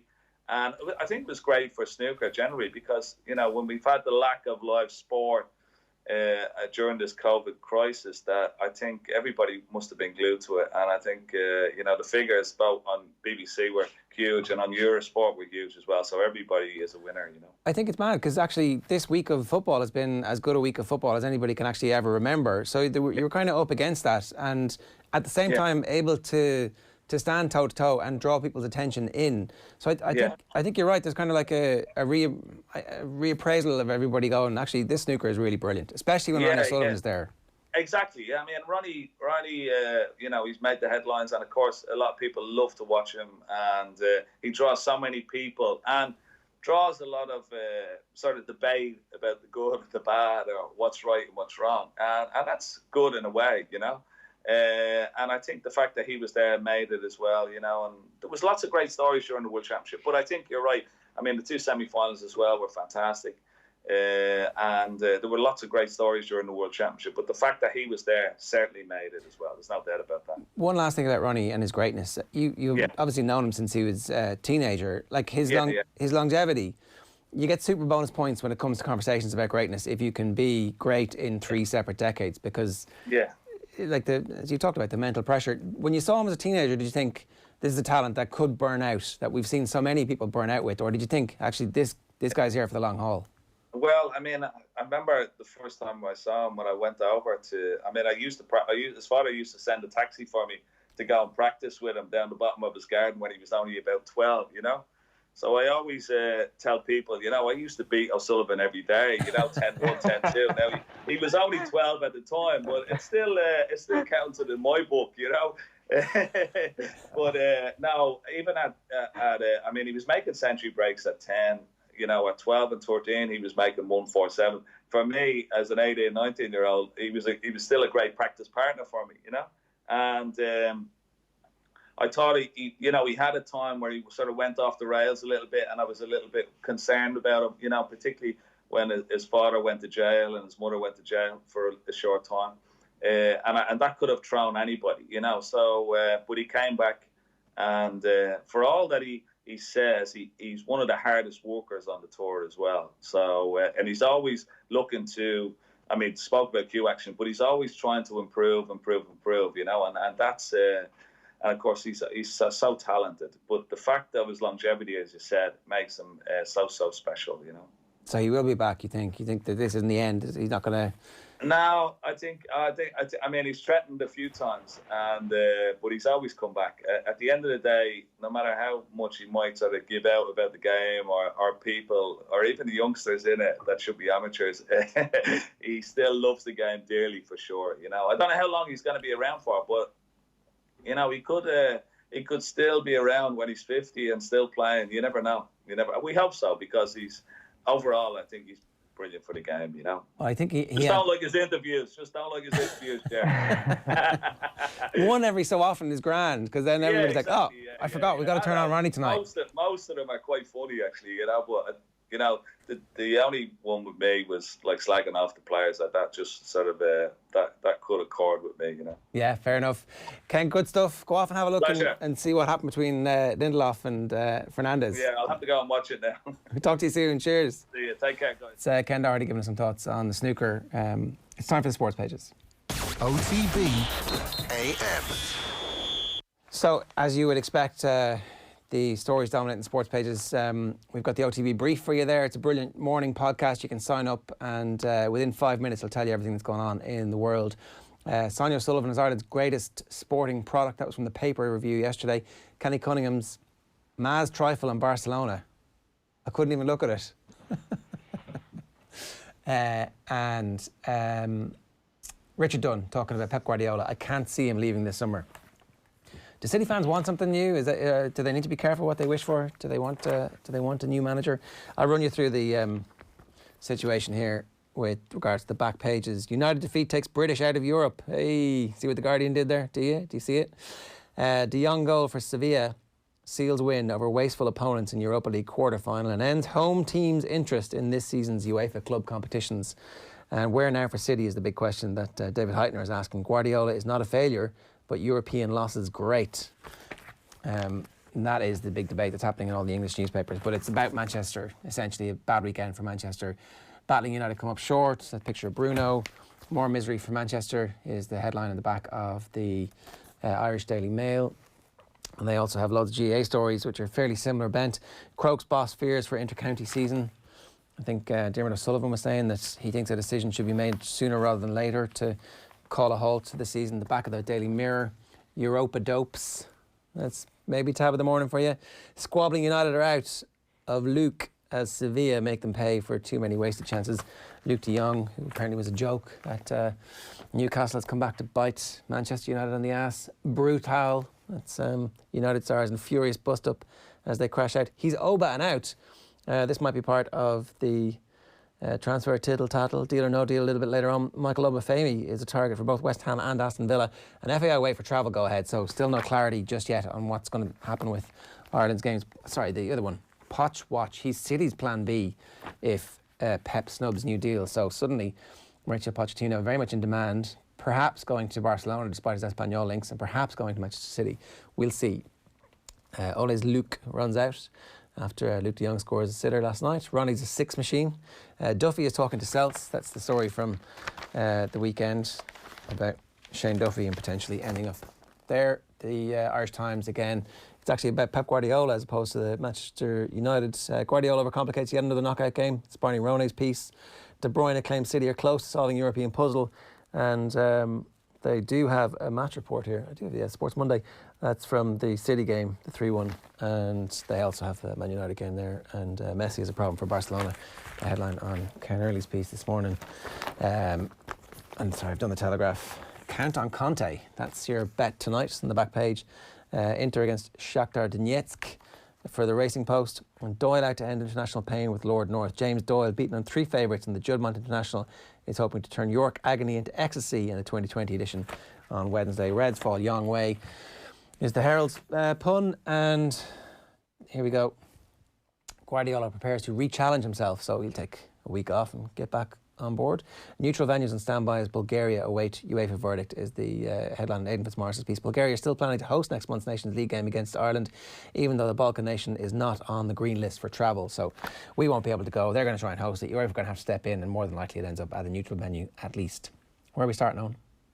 Let's go back to last Friday night. Let's get it stuck into the John Sheridan and Vinnie Perth story, because it is something that I think we should give due credit to, even though it's a couple of days old. So I'm sure most people will know about this. Friday night, a 2-2 draw was played out between Dundalk and Waterford. Game itself, though, has been totally overshadowed by the comments of the managers after the game, when Vinnie Perth suggested that John Sheridan referred to the League of Ireland as a pub league during the game. So let's hear from Perth. He was speaking to Soccer Republic on RTE. Finally ask you about the scenes at the end. There was some words exchanged with yourself and the other manager, John Sheridan. Look, I'm a League of Ireland fan. I think I have been for a long time. Just some comments are disrespectful towards our league, which I heard, and I don't like them. They came from John. Amazing player. I remember watching him in the World Cup, but this isn't a pub league. This isn't the shambles of a league, and them comments aren't good enough. And whatever about me, and you can have a smart comment about where I stand in terms of the club and the pressure I'm under, but this isn't a pub league. This is a very good league, great people in it, and I won't have anyone disrespecting League of Ireland. It's too important, and you've got to have a bit more class than you about that, in my opinion. And let's also hear from John Sheridan, because this is worth listening to as well. He was also speaking to Soccer Republic on RTE. You had a few words at the end as well with Vinnie Perth. What was that about? Who? Vinnie, the other manager. Vinnie? Vinnie Perth, yeah. Oh, is that his name? Yeah, Vinnie Perth. Right. Yeah. He's just. I don't know what he was going on about. He needs to worry about his own team. Okay. So that's it. John Sheridan obviously slagging off the League of Ireland, allegedly calling it a pub league, and Vinnie Perth, that naturally doesn't rub him up the right way, to say the least. Reacts like he does, naturally quite angry at that. And then Sheridan's like, you know what, that big gaping wound there, I'm going to rub a bit of salt into it and play the old card that I don't know who you are. And this has remarkably actually got a bit of a conversation going about whether or not he knows who Vinnie Perth is or not, which is obviously just a ridiculous conversation to have. Of course he knows who Vinnie Perth is. Of course he knows who his opposing manager is. He might not. He might not. Look, there is zero chance he doesn't know who Vinnie Perth is. There is not a zero chance. There is not a zero chance, right? I'm not saying I'm the opposite of defending the fact that he should know, right? Think about this, right? What did Vinnie Perth say he had heard John Sheridan say, and who was John Sheridan speaking to? Let's just go through this forensically, because this I think will lead to a deduction that actually there is a chance that John Sheridan does not know who the manager is. What did he say? What is he alleged to have said? He is alleged to have said that the League of Ireland is a pub league. To who? to one of the Dundalk players. Was it not to his own team? Because it was. Oh, sorry, it is, because the reason you were playing at Dundalk is that you were shite. Like, or maybe it was to the Dundalk players. It was to players anyway. He was essentially telling all of the players on the field, either to his own team or to the opposition. I don't know. Do you, as a manager, do you give out to the opposition or do you give out to your own? His words there to Tony O'Donoghue was he should worry about his own team. I suspect that he was talking to his own players, and that he was inspiring them by saying, "This is a pub league, and that's why you're no good. That's why you're playing here." Right? I think that that's as close as we can establish to what is alleged to have been said. Right? Truly inspirational stuff. So I think he might believe that.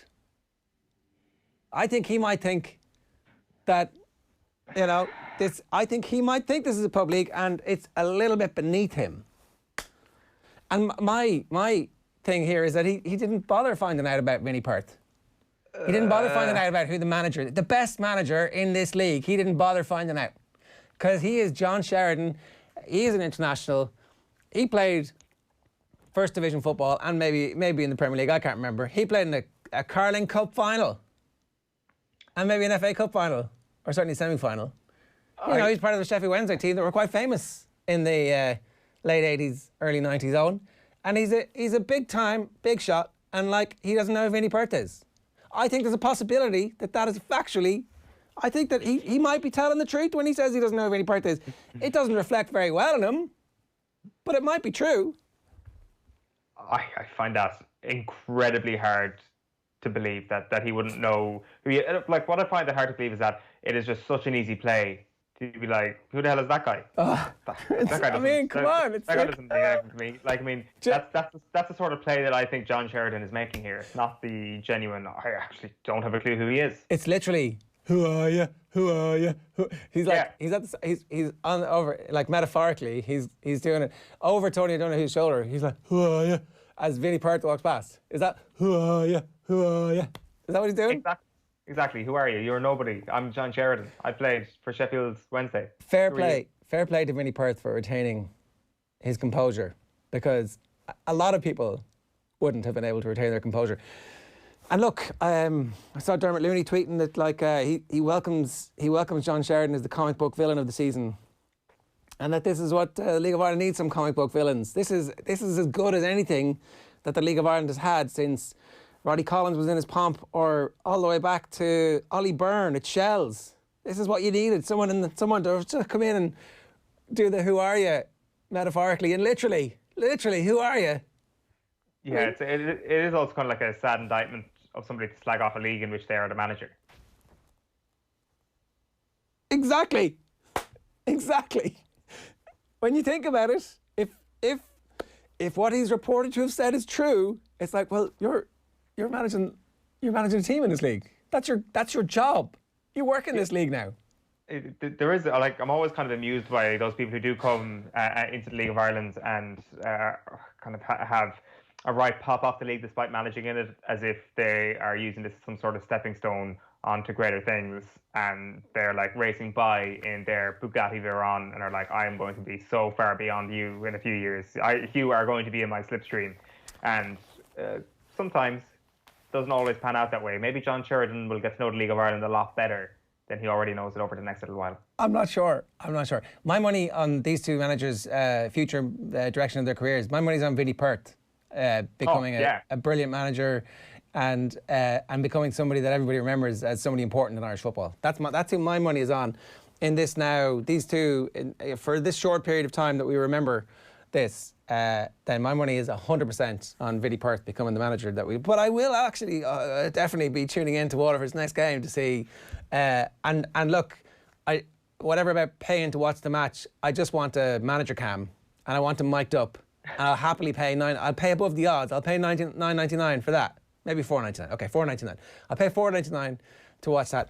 The other thing is, this is exactly in character for John Sheridan. This is who he is. This is the stuff that he has been involved in at various clubs in the past. And like, maybe the league needs a Carnival Barker, and that's the role that he's going to fulfill. And it's got people talking, and that's never a bad thing. I would say John Sheridan probably would back himself in the 2-horse race that you've just established there, in terms of who's going to have the greater career managerial success from here. How many other people will actually be betting on that? I'm not quite sure. But yeah, like 100%, watch LOI, get on that, get a Sheridan cam, a John cam sorted, and everybody will be signing up. It's 9:04 this morning. OTB AM is live in association with Gillette. Good morning. Start with Gillette, giving you the confidence to tackle the day ahead. Where next? We chat a little bit about Eric Donovan, the Fighting Friday Kildare on Friday night. How did it feel for you seeing him put in like a fairly brilliant performance? Yeah, look, Barrett, like I hadn't seen Barrett fight before, I'll admit, but he was fairly effective, to say the least, once the legs started getting tired. It was super exciting to watch him be in the fight early on, and to listen to the commentary. So Matthew Macklin is like, oh, you know, for the first 2 rounds, they're kind of constantly going Barrett, Barrett, Barrett, and then they've kind of changed their mind. They're like, actually, hang on a second now. Barrett keeps walking into punches, and Donovan's body shots are really landing, and actually, he's clearly the classier of the 2 boxers. Barrett's trying to wind up for a big punch, and Donovan's head work was absolutely sensational. His footwork was great, and they explained the technicalities of fighting the southpaw and his foot placement outside Barrett. Barrett just didn't know what to do, and then he gets caught once and then gets caught again, and the fight's over. But bear in mind, Eric Donovan took this fight at really short notice. It's a step up in class in terms of his professional career, but he did so well that Eddie Hearn is essentially, I mean, let's assume that he follows through on it, has essentially said, yeah, you will get a much bigger fight than I will give you more fights, first off, and secondly, it'll be at his natural weight, which is, you know, half a stone lighter. So he'll be a better fighter at his natural weight. He'll be up against better fighters, and hopefully this is the breakthrough in terms of some earning potential for him at this stage of his career, because, like, again, he won friends and influenced people with his winning ways over the course of the week in the preparation for the fight, and then put in the performance to match. He didn't let himself down. It's brutal. It's a horrible, horrible thing that, like, somebody can lose a fight like that. But then, you know, I thought in defeat, he lost absolutely nothing. No, without question. He's also one of the most backable Irish men out there at the moment, and you just hope that he goes on to the next level. It's amazing how that's been instantly recognised in the UK as well, where everybody who's like listens to Eric Donovan talk, even in just the quick build-up montages, has very quickly been enamoured by the guy, and everybody kind of rooting for him. Even Eddie Hearn, I dare say, had developed a soft spot for him, despite the fact that it was probably in his interests to see his fighter in Zelfa Barrett win. It absolutely was in the short term, but you can see in the long term how they could get behind Eric, give him a couple of warm-up fights on big cards, and then put him in line for some kind of title at a stage down the road, and he could easily become somebody that they get behind too, because there is a narrative and a story around him, and, you know, photogenic, all that stuff really matters when it comes to trying to promote fights. I'd be interested as well to see what happens with Kenneth Egan and like their coaching relationship, because clearly he's not a bad coach at all, and he's been on the record as saying that this is like a very personal thing for me, that obviously he's not getting rich doing this or anything like that. He's an old friend of Eric Donovan's, and this is the agreement that they have, and he hasn't really indicated that he's interested in training many other people or that he wants to be a coach in the long term. But I mean, if we start to see the Eric Donovan train start to rumble on, and we start to recognise that actually in the corner you've got a coach who looks at the game fairly intelligently and is a big factor in Eric Donovan's success so far, then I wonder if that's an avenue he might pursue a little bit more. Yeah, I mean, again, you would hope that a fully functioning boxing organisation in Ireland would have looked to the story of Kenneth Egan and would have looked to his success as a man over the last decade in getting sober, and his success in the ring, and thought, we could use a little bit of this in our organisation. But he hasn't been involved for whatever reason. You know, he hasn't been particularly outspoken as a critic of amateur boxing in Ireland, but like, they could certainly use him, and if there's some pathway in for him now, then all the better. It's a good shout on. 0879 180 180 is the number. It's 9:09 here this morning on OTBAM. We'll show you what's on the OTB Sports app for you this morning. The best place to get the sports app, the only place to get the sports app is in the App Store, but you download it now. It's free. Just search OTB Sports. Your home feed is decided by you. You can click on the radio, which is OTB Sports Radio, uninterrupted sports content all day, 24 hours a day. All of our videos is there, so when we're live, you can watch us. That's the perfect video stream for you, and our podcast network is available when you just click on the podcast button. That's the best place to subscribe to our podcast, because as soon as we upload anything, you'll get a little notification to say the latest episode of the football show, latest episode of OTB AM, latest episode of whatever it is you're into, Golf Weekly, whatever, is there and available for you. If you want to get in touch this morning, 0879 180 180 is the WhatsApp number. There's all the transfer latest with Phil Egan on Deal or No Deal still to come. Graham Hunter is going to join us to talk Barcelona, Pep Guardiola and Leo Messi. The Gillette Pressure Rankings are next after the break. OTB AM. This is OTB Sports Radio. They spoke about your arm not being down beside your side. I mean, this is not Irish dancing. OTB Sports Radio. Basketball would have been my main game. The brand new sports radio station from Off the Ball. That's my point. Don't play for us if you're a proud Englishman. Live 24/7 on the OTB Sports app. Alexa. You have a whole new world of possibilities. Now available on otbsports.com. This is OTB Sports Radio. Well, I said before the end of the match tonight, I wouldn't be surprised if he packed it in out of frustration that they haven't reached the goal that is really set for them. I mean, they've won 4 leagues in the last 8 years. I think Pep won 2 of them. Did he? Pellegrini won 1, Mancini won 1. So they've done that side. They've been winning cups and league cups to beat the band. But as you said, the money was spent to win the elite competition, and they haven't achieved that now.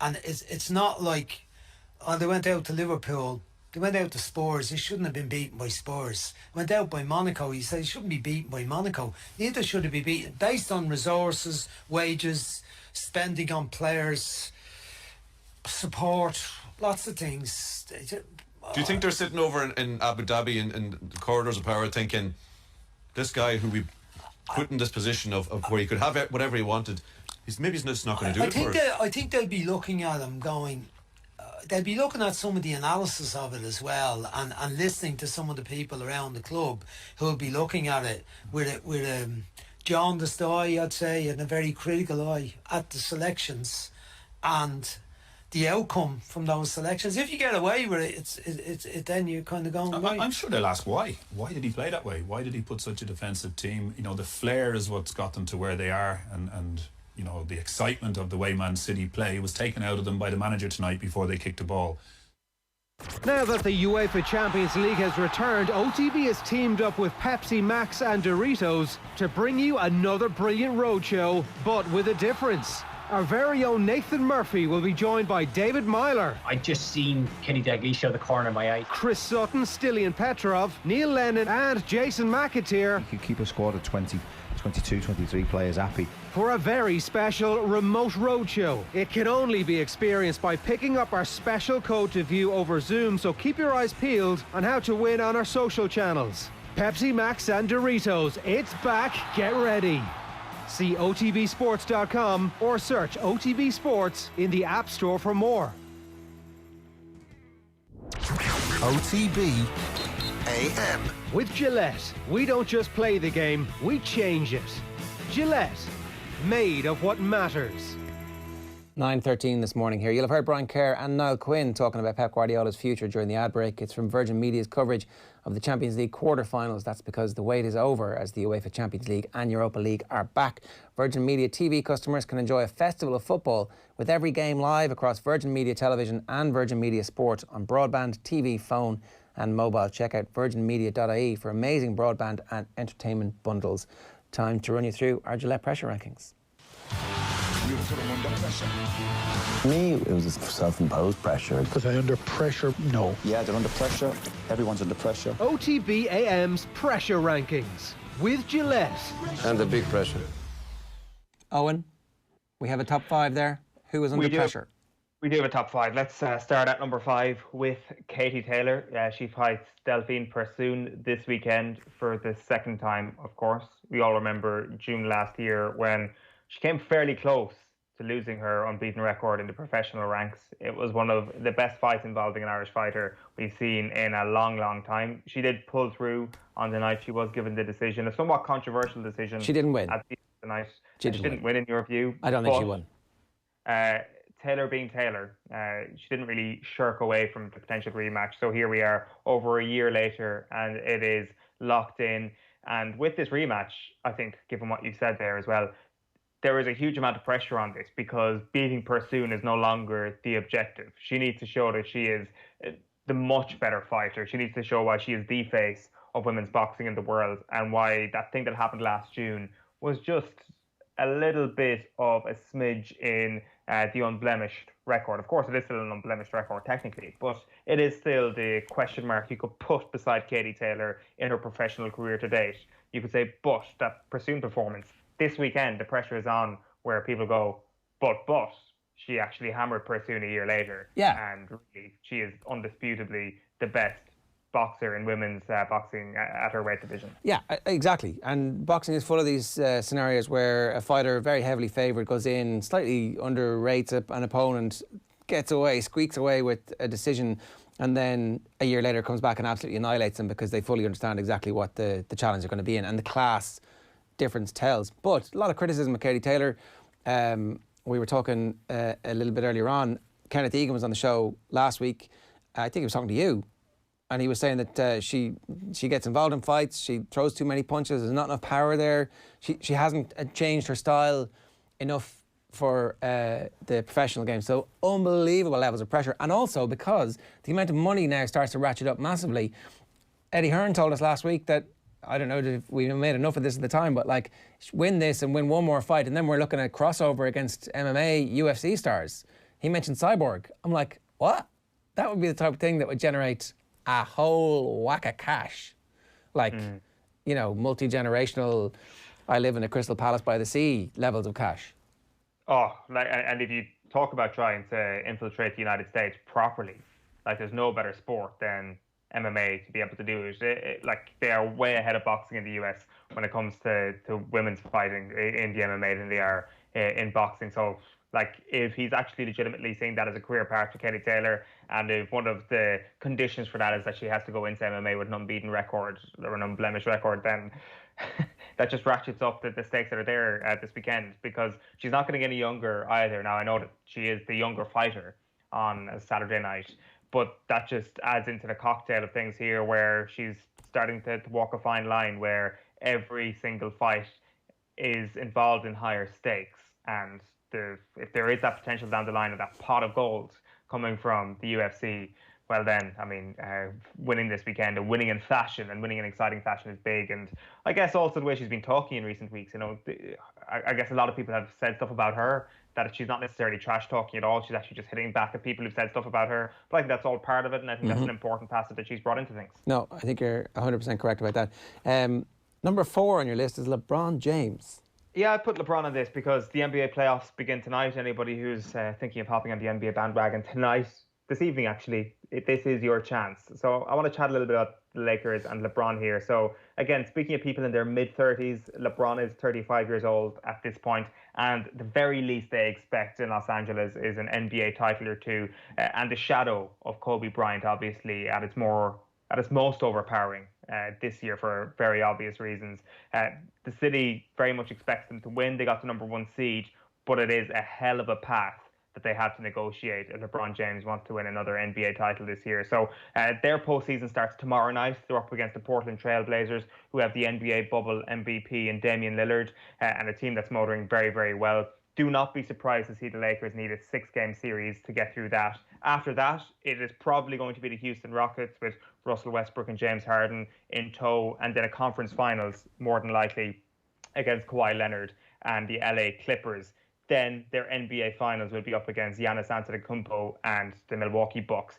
Basically, like, we all know that LeBron James is a top 2 NBA player of all time, but he will have to beat a generational talent in every single round if he is to go all the way and win this incredible title in the NBA bubble, all with this narrative of Los Angeles potentially not properly being behind him until he wins a title. There is huge pressure on him. And also, to add into that, he's got a teammate in Anthony Davis who is the best player that LeBron James has ever played with, bar none.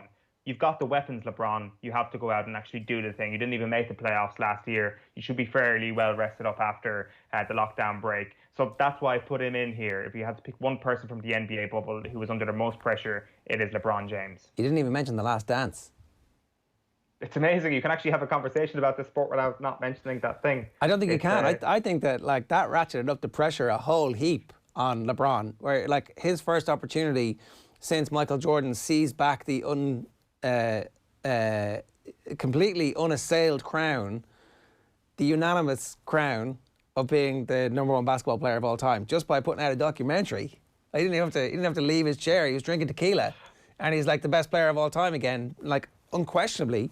And now LeBron has to go out and remind everybody on the court. I did it with 3 separate teams. What are you talking about? Yeah, it's actually even flirting with the idea that LeBron is the best of all time is like sacrilege right now. What I have noticed post Last Dance, and it's not just limited to basketball, is that everybody is doing the whole, and that really pissed me off. Everybody is trying to pick a beef and running with it. Dame Lillard is the person who's probably done it the most. Himself and Skip Bayless have had quite a public Twitter spat, and he's obviously channeled that into becoming the best player on form in the league right now. But it definitely feels like everybody's trying to nitpick and trying to find something to give themselves that little motivation that Jordan would have done. Hey Skip, any chance you could call me out publicly? I really need to get my game in gear this weekend. Yeah, no problems. Just make sure that you come back at me straight away, and so don't leave me hanging. No problems. Who's next? Surefire MVP. Number 3 is Pep Guardiola, who is a staple of the pressure rankings at this point. He was in the pressure rankings when CAS overturned their decision and Manchester City will be allowed to play in the Champions League for the next couple of seasons. But, going on to lose to Lyon in Champions League, it's just ratcheted it up a little bit more. There are reports coming out that potentially the Manchester City players weren't fully prepared for what happened at the weekend. Like there's a report that's come out from The Athletic this morning, and they said that they're aware of at least one player who, as training played out last week, believed Pep was preparing the 5-man defensive system, not for the match against Lyon, but with a view to more significant challenges against Bayern Munich and Paris Saint-Germain at possible semi-final and final. It is a great line. It is a great insight into how the week played out, into how far Pep was thinking into the future, and also how we really now need to start thinking about Pep Guardiola as one of those managers who could be victim of this billionaire sacking, this state-funded team making a ludicrous decision like sacking one of the most talented coaches ever. Is it the most out there possibility in the world where Pep Guardiola doesn't leave Manchester City voluntarily? I don't think it is anymore. I do still think he will leave of his own volition, but I think we're getting closer and closer to that point, and it may be actually I broke up with them situation rather than they broke up with me, and the PR will be very interesting. But I do think we're getting closer to that point. I've actually come full circle on this. I believe that under unbelievable pressure to win the Champions League, but actually the owners of Manchester City are quite happy for the team to be the focus of conversation as opposed to the whole this is a sports washing thing, because people are talking about the football team again, one way or another. And they're like, yeah, look, that's what we wanted. Everybody's talking about the football team. Then there's going to be a lot of drama around them next year. I think that they put this thing in place to give Pep everything he wanted. They've given Pep everything he wanted. And I realise that, like, complaining about VAR and whatever else, but actually in a one-off football match, a load of random events are going to happen, and Raheem Sterling misses an absolute Ronnie Rosenthal-style sitter. These are, for me, more important. We'll get into this with Graham a little bit later on as well. So I think I would, bizarrely, I'm ratcheting down the pressure on Pep because I think he's actually fulfilling the criteria of having the world speak about Manchester City and the football team as opposed to what the purpose of buying the football team was in the first place, which is actually exactly what we're doing.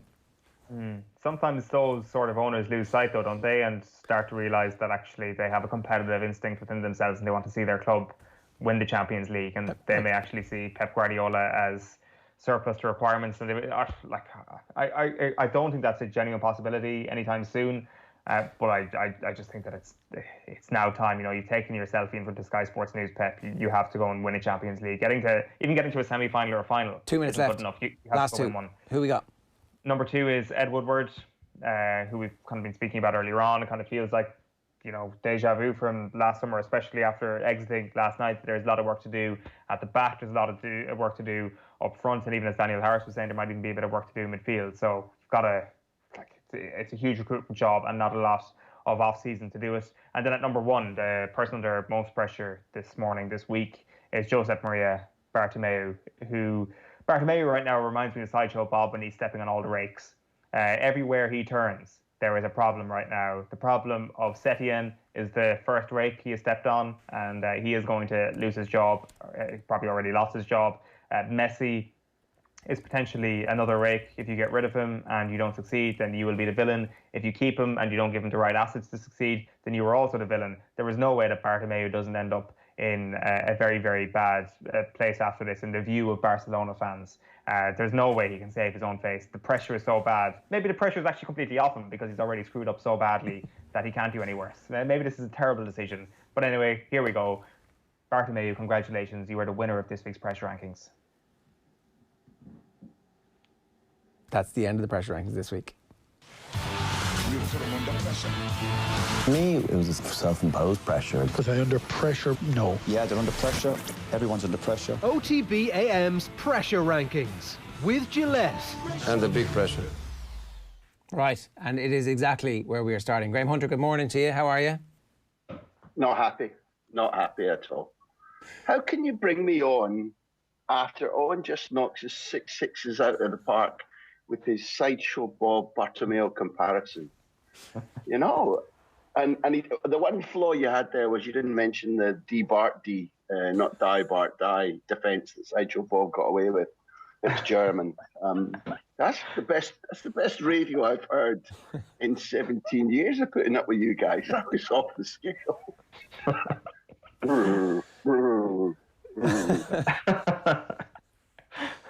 Good. Right, we're done. That's it. That's it. It's like we can put the meme up. We can put the meme up, but we can look. Last week we started this show at almost exactly the same time, and I was like, "Come on, Leo Messi just scored this amazing goal." It's all like the romance of how it might happen, and you were like, "No, stop it. That's not going to happen. Put away your childish dreams." And you were right, 100% factually correct. Bayern destroyed them in all the ways you said they would. Yeah, I don't remember saying put away your childish dreams because Messi makes us all dream and doubt our verdicts. And one of the things that keeps drawing us to him more than his lifting of the Champions League, which hasn't happened since Berlin 5 years ago, is that intermittently he'll do things which defy description, defy belief in a team that's failing, in a team that's been put together by Kelsey Grammer. And therefore, all I knew was that Bayern Munich were going to win, and it was a question of margin. And it fits into I know it's not the headline item, but I think in just about, last night I said, let's leave Europa League, I said, but in every single Champions League quarter-final, the team that was fresher and fitter won. And that isn't always the case in football. Sometimes tactics or cleverness or stoic defending can negate if there's an athletic imbalance between teams. But we've been living in the most extraordinary times. La Liga, when it restarted, showed an athletic stamina, sharpness of brain, which after lockdown I just couldn't imagine. Now, Barcelona, as well as being thoroughly outpointed in all the divisions of building a football team, building a football squad, managing a football squad, they were also significantly athletically worse than Bayern Munich. And we knew that.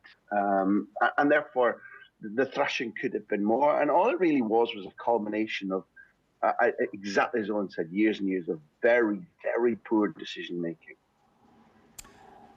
Can we talk about Messi and what happens next? I don't know how much credence to give the accuracy of the reports from the Brazilian TV station that he's already made a decision. He's already decided to activate whatever clauses that will make him available. First of all, there are none. That's the really good point. I don't even know that. People have been asking me about this fella. I don't know the fella. I don't know how he would know. In my opinion, he's taken a punt. Now, fair enough. That's what some people do in journalism. Messi's contractual situation, just so that we start there, why not start with fact? I know it's against the trend these days in other stations, but he's got 1 more year of contract left. The get out of jail free card was one that he had to activate every May, and if he activated in May, then by the end of June he could leave for free. So the odd situation now is that if the humiliation and embarrassment of what happened against Bayern Munich, added to his complete lack of faith that he's working with people above and around him who can rebuild adequately and use well the last good 3-4 years of his career. He's 33 in June, athletically in the right team, and as long as he stays motivated and concentrated, there's a perfectly good argument that he can play very high level football till 37, 38, in my humble opinion.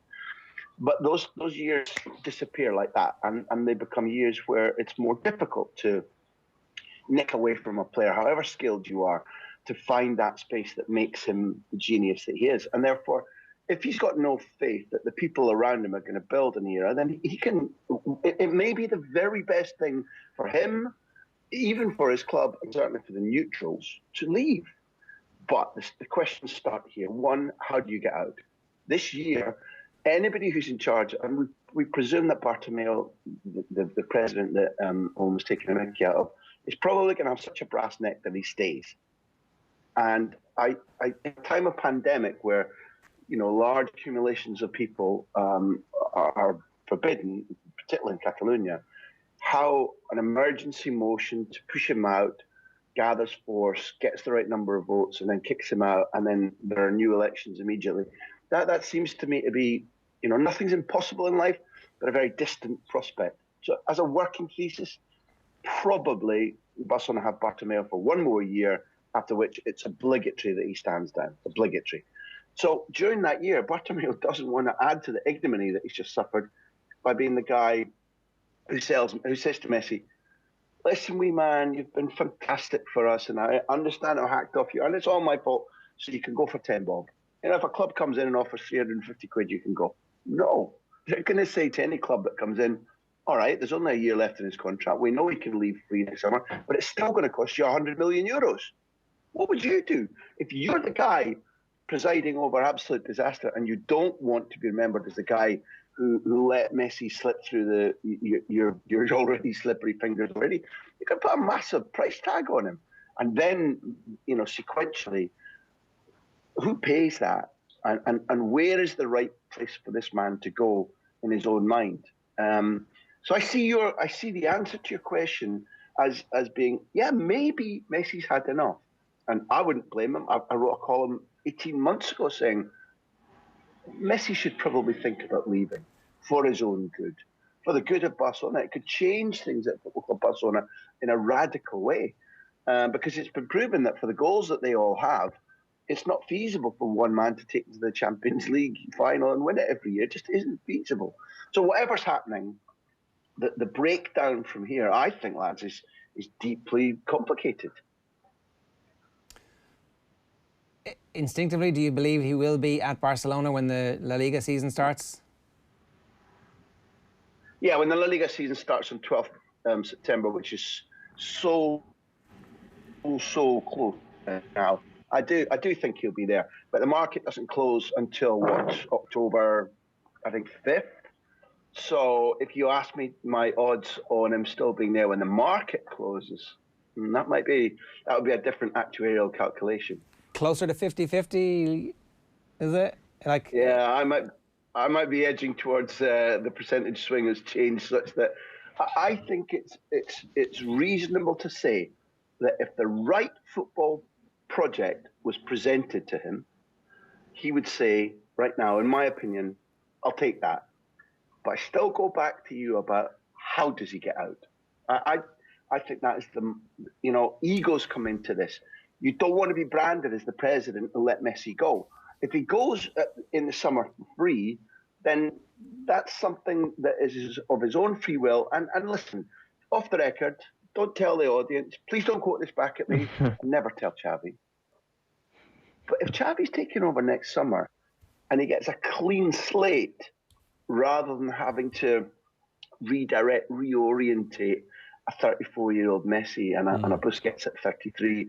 And you know, Alba and Busquets, who both look athletically shot right now. In Alba's case, that might be addressable. In Busquets, it's not. They've got contracts until 2023 and 2024, respectively. That's another horrible imbalance. Fantastic footballers, but athletically not in the best of nick. Xavi's problems, if he is the coach coming in next summer, and right now, if you ask me for percentages, that's the percentage bet. Would he possibly prefer to go, oh, well, you know, I don't have Messi, I'm so upset about that, but I'm going to rebuild from scratch. Yes. Would he opt for that? Would you opt for that? Yes. I think the answer is yeah. Yeah, absolutely. Two quick scenarios. Paris Saint-Germain come in with 100 million and Juventus come in with 100 million, and Leo Messi thinks, either of these actually, you know, that's one of these might appeal to me. Paris Saint-Germain. You know, it's obvious that Neymar is special to him, not just in football terms, but for some strange reason, because they're deeply opposed creatures in terms of what they think your football career is for. There's a fatal attraction there, and the idea of not having to repatriate Neymar to Barcelona and going to join him there for a couple of years, if the money was right, the city would be a brusque change for his easygoing family, the lovely life they have right on the coast outside Barcelona. But Juventus, in all honesty, Cristiano Ronaldo, the biggest round, two of them in the same team. I don't believe it. I don't see it. I'd be shocked, absolutely shocked. If that's really what you were asking, is it going to be Messi and Cristiano Ronaldo? Honestly, I find that immensely tough to understand. Ronaldo's reaction to it would be picturesque. I don't think Messi needs it. Where if he goes, he's not going to go because he's in the huff. He's not going to go because he wants more money. You both know, all your listeners know what he would leave for. That is to dominate the Champions League. The idea that people poke at him and say, well, you haven't won a league apart from La Liga, doesn't matter a hoot to him. If he moves now, it's in order to be part of a project that he believes is properly prepared to win the Champions League, not just once. And the fuss around him and Ronaldo in the same team, I can't imagine it. The soap opera would be worth whatever money. I mean, look, I can see exactly why he can't have him. He can't catch up if he goes and joins them. But like, The Magnificent Seven was one of those movies that lives down the generations simply by virtue of the fact that no one expected Lee Van Cleef to get together with that other guy. And, it worked out. I mean, not quite Sideshow Bob, but it's there. I want to talk about a project. If I'm doing my Yule Brynner recruiting job, then the one thing I would make sure is that I stick by Steve McQueen, and for Messi, Neymar is Steve McQueen. Fair enough. That makes a lot of sense. I didn't even make the Yule Brynner. That shows you it's a Monday morning, Graham. I'm a little slow. We have talked recently about the possibility of maybe Messi ending up at Manchester City, but from a footballing perspective, you explained very deftly why that wouldn't actually make that much sense for the style of play that Pep is trying to get to. Does another failure in Europe make Pep fundamentally question his value system? Like what type of horror is Pep Guardiola going through since defeat the other night? From this is opinion. I haven't been on the phone to him. From my knowledge of him, if they were knocked out in the first round of the Champions League, his philosophy wouldn't change, his ideas wouldn't change, and I don't think they should. I think he got the team selection wrong, and I think it was evident. And if I were involved in the Manchester City project, or if I were a Manchester City fan, I would say, you've had a bad day. And during the working day, you haven't corrected it. In my humble opinion, I thought it was really obvious that given the way Lyon were playing, the mix of Fernandinho and Rodri and Gundogan in the middle of the field where the creativity needed to take place, and with De Bruyne constantly on the half turn or with his back to goal, didn't do things that damaged Lyon enough. And I also thought that it was long overdue that Mahrez and one of the Silvas, if not both, came on. When Mahrez came on, when Mahrez and David Silva were on the pitch, it was patently obvious that things were remarkably different. Not all the substitutes were used up. Foden has precisely the style that Leon would have hated. So the agonies that Pep's going through, I hope, are, what was I thinking of? But basic principles, the idea of the thing that some people will get confused about and say, well, your style of play, your philosophy of what to do with the ball is wrong or now might be corroded. One, I don't think it is. Two, I'm certain he won't think that. But with if you've got a plan, if you've got a philosophy that's your Bible, you can still have a bad day, and he really did. And I don't think that applies when people start totting up the failures. I don't think that applies in any way to Tottenham's second leg last year. It does apply a little bit to Tottenham in London, where there's a penalty miss. But the rest of the game, you'd say that wasn't your best work. Second leg is just pure mayhem and fluke and an incorrect decision. And things keep totting up against him in terms of, well, why did the players do that? Why did Sterling not bury it? Which would still only have been, 2-2. Why did the keeper fumble something? All right. I think he'll say that's what I've been talking about for years, that we're still developing. I think he will say we're still developing as a club where the razor-sharp difference between winning a Champions League and going out the quarterfinal and the semi-final hasn't yet completely gripped this club from top to bottom. I think that's what he feels. I think he's right. And if you look at the way Real Madrid won their 3 in a row, they gave a series of performances buried in each of the 3 triumphs leading up to the finals that were pretty much like that game against Lyon, but they found a way to get out of their problems when they weren't playing well.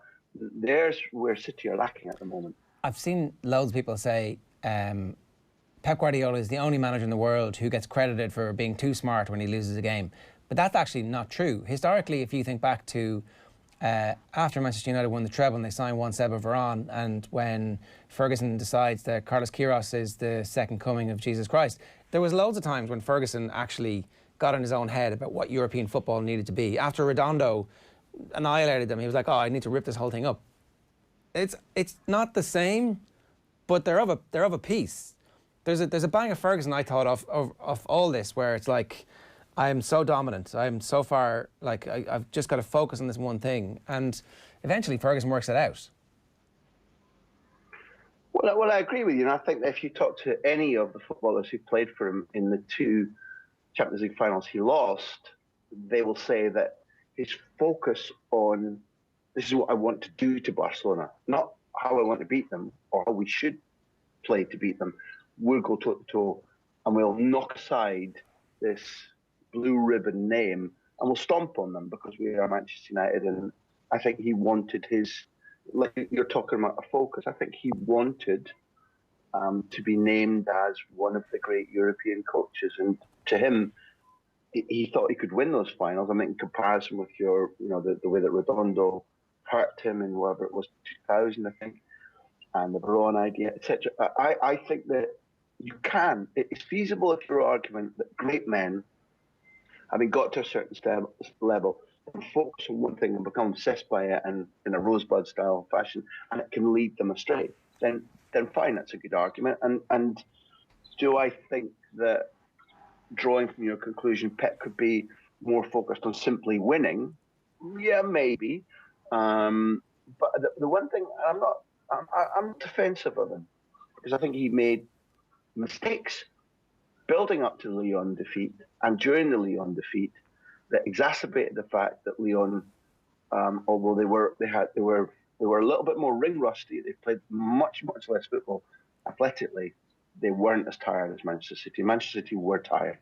And in that instance, what you need are the players with just that little spark who can unlock a pass, unlock a space, make the opposition make a challenge. And that was Portuguese Silva, Spanish Silva, and certainly in my book, Foden, and all of those things. But without having to defend Pep Guardiola, I would point out at this time of maelstrom of criticism of him and speculation about whether he continues to be the right man to give Manchester City a Champions League, which I think is perfectly legitimate speculation. Investigation is a better word than speculation.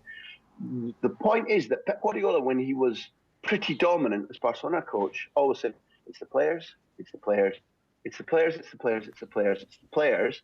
And retrospectively, whenever he was talking about Barcelona, he said it was the players. So he has never claimed to be some overarching genius who should be lifting the Champions League every 2 seasons. And the very first thing he did after beating Real Madrid in a relatively tepid home performance, he went, don't start talking about the final. Rudy Garcia. We've seen what Rudy Garcia can do. We know what Lyon... I discarded. I thought they would beat Lyon. I absolutely, and I'm still sure that they should have done. But Guardiola, for those who are out with, the pitchforks and the burning torches, Guardiola said, listen, we've got a tough task getting past this Lyon side. Have you seen the way they defend, the way that they're coached? Now, maybe for the money he's paid and maybe for the reputation he's got, maybe people will be just saying, look at Lyon in the league, look at the way that 3 weeks ago they were beaten by a Rangers side, blah, blah, blah, blah, blah. But if there's criticism, an examination of Pep Guardiola right now, let it be for the correct reasons, not just, aha, we've been waiting for this, let's put the boot in. That's a load of, you know what. Gotcha. Graham, good stuff all the way from Sideshow Bob to Citizen Kane. Not bad. Thanks a million. More good stuff from Graham very soon here. 0879 180 180 is the number. Deal or No Deal is next. First, I want to tell you about an event that we're very excited about this week here on OTB Sports. To celebrate the return of UEFA Champions League nights, OTB has teamed up with Pepsi Max and Doritos to run a special remote roadshow live on August the 20th. Just a few days away now. Special guests include Chris Sutton, Jason McAteer, Stilian Petrov, David Myler and Celtic boss Neil Lennon. Tickets are free but are heading fast. You got to head over to the OTB Sports app to get yours. Click on the events tab. Pepsi Max and Doritos, it's back. Get ready. Time for Deal or No Deal. I signed for them after the Euros, and after my first day's training I was driving home, I was actually thinking, regretting it, what have I done? Like I walked into a circus. It's amazing, isn't it? Right. Phil, good morning to you. Every day that scream gets me in the ears. You haven't learned from it yet, no. The big breaking story overnight is, according to some sources, Leo Messi told Barcelona he wanted an immediate exit from the club following their Champions League humiliation. Esporte Interativo in Brazil, apparently, while the Mirror are reporting that Man City are in pole position to sign him. Is Messi leaving? Are Barcelona better off making a fresh start without him? And give me a scale of 1 to 10. How legitimate is the prospect of Messi?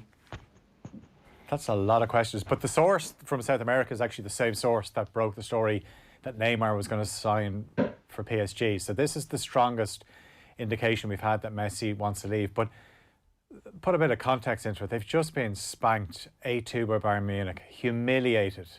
And obviously you see Messi giving the ball away for one of the goals. And you're trying to think of a rebuild. You know, you look at obviously the manager's going to be sacked. We expect that to happen probably today, Setien. And then you're talking about who's going to be the next manager. Is now the time you want to become the Barcelona manager? No. When, you know, we're told they don't have that much money. We don't know who's going to be the next president of the club. Messi's just turned 33. Clearly his best days are behind him, but he still showed glimpses that in the first 20 minutes, actually, Barcelona created chances. But unfortunately, when you're playing with him and Suarez up front, Bayern were just going to have a field day, weren't they? So I can imagine he's hurting quite a lot right now, but I don't know. I think this is a story that we've seen before, and it's always a good one to grab the attention of everyone. 1 to 10 chances of him being in the Premier League. 10 being he's playing for a Premier League team. I'm going to say 4. So, not a great chance. Mauricio Pochettino is being heavily touted as the next Barcelona boss. Sid Lowe reports in The Guardian Quique Setien will be sacked today. Pochettino had dinner with Josep Maria Bartomeu last week, according to the Spanish radio station Cadena SER. the former Espanyol man, had obviously previously said he would never manage Barcelona out of respect for the bit of rivalry between the two clubs. Never say never is his new motto. He was interviewed in El País and said, I was trying to quash the rumours at the time in a dramatic way when I was at Spurs. I had another job, you know. It's like, he's just saying, what is it, campaign in poetry, govern in prose. I'm not arrogant. I didn't like saying that. Maybe I wouldn't say it now because you never know what will happen. You never, ever know. You never know. And just, who would have thought Jose Mourinho would be the Tottenham manager when he was winning Premier Leagues with Chelsea?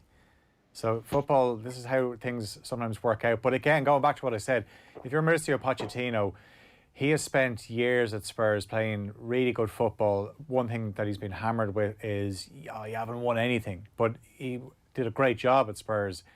Is this the time that you go in and become the Barcelona manager? Because look what they're doing now. They were so stable under Guardiola. Then obviously Luis Enrique was there. They won a Champions League, but now they've become similar to Real Madrid, where they just sign big players, but they don't necessarily recruit for players that can fit into a system. You know, you were looking at Barcelona the other night, and you were thinking, what are they trying to do? Even in the first 20 minutes, which was actually somewhat competitive, where they were creating chances, but they have a certain way that they're meant to play at Barcelona. Obviously, it was chaos, though. Yeah, like Bayern. You have to take into account Bayern Munich were unbelievable as well. We fully expect Bayern Munich to go on and win the whole thing, and just the intensity they play with, and Barcelona couldn't live with them. But Barcelona, over the last few seasons in the Champions League in particular, have been showing up. You think of the second leg against Liverpool, the second leg against Roma. So it wasn't a surprise that they were well beaten by Bayern Munich, but the big surprise was it was their worst defeat in almost 80 years. I think if you're Pochettino, go on. Poch would be an absolutely outstanding manager for Barcelona and exactly what they need at the moment. And if you just leave aside the style of football for a moment and your point on Barcelona becoming Real Madrid, there is sort of a galactical feel to Barcelona at the moment, and it is as much to do with the players who are joining as anybody else. It is their fault. They feel that they joined Barcelona, they link up with Lionel Messi, and now's the time to put the feet up. Now's the time where we can coast to our trophies. And obviously that is not going to cut it at any level. There was one manager who we've seen who will not stand for even a high level of competence. You need to be unbelievably dedicated for Mauricio Pochettino. He is the guy who will crack the whip, and he will have no bones about doing that with Lionel Messi, I dare say. Like, we had a conversation earlier about Bruno Fernandez digging the players out in public. There is one manager who clearly digs his players out in private constantly and is a vicious training ground domineering force, and that is Mauricio Pochettino, the exact sort of character that Barcelona need. Somebody to come in and say, you're not as good as you think you are, lads. And I think Poch is that guy. Yeah, but if you're Lionel Messi, you're thinking, I'm 33, I've done it all. I don't need this. Well, he wants a Champions League medal. Yeah.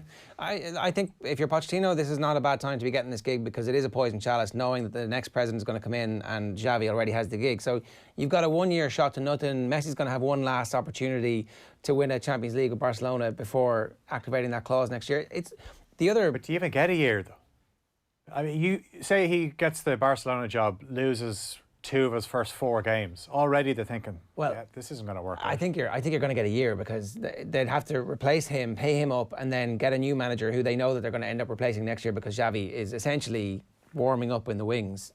I think that there's a reasonable chance that Pochettino takes the risk and thinks that actually, I have that one season, win a Liga title, do something, it not be a complete disaster, and then I can go back and get another job in England if Solskjaer, for example, if that gig becomes free, or the Inter job will be free, or the Juve job will be free. It's like you get in that super club carousel, you just need 1 year of doing it, and next thing you're Pellegrino. You get the Man City job.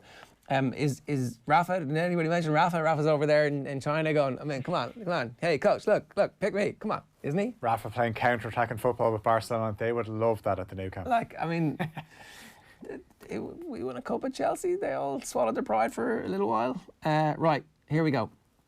RMC report that, as predicted by Jan-Åge Fjørtoft on, did I get that? Fjørtoft on OTBAM on Friday, that we're nearly there with Thiago Alcantara. Personal terms agreed. He's even found a property ahead of the completion of his move. Did you learn anything new watching him against Barcelona? I think what we know about him is that he's very calm on the ball, and something a little bit different funny enough, though, he doesn't have that many assists. Not that I'm not one that buys into the whole, 13 assists. Because if I pass the ball to you, Ger, and you knock in a screamer from 35 yards out, I get an assist for that. Right? You're bumping up my stats there. Yeah. But when you look at him, yeah, he's quality. He doesn't get pressurised on the ball. He's calm. So you give something a bit different to Liverpool. That, as I said, Keita was meant to do it, but obviously has had a few injuries.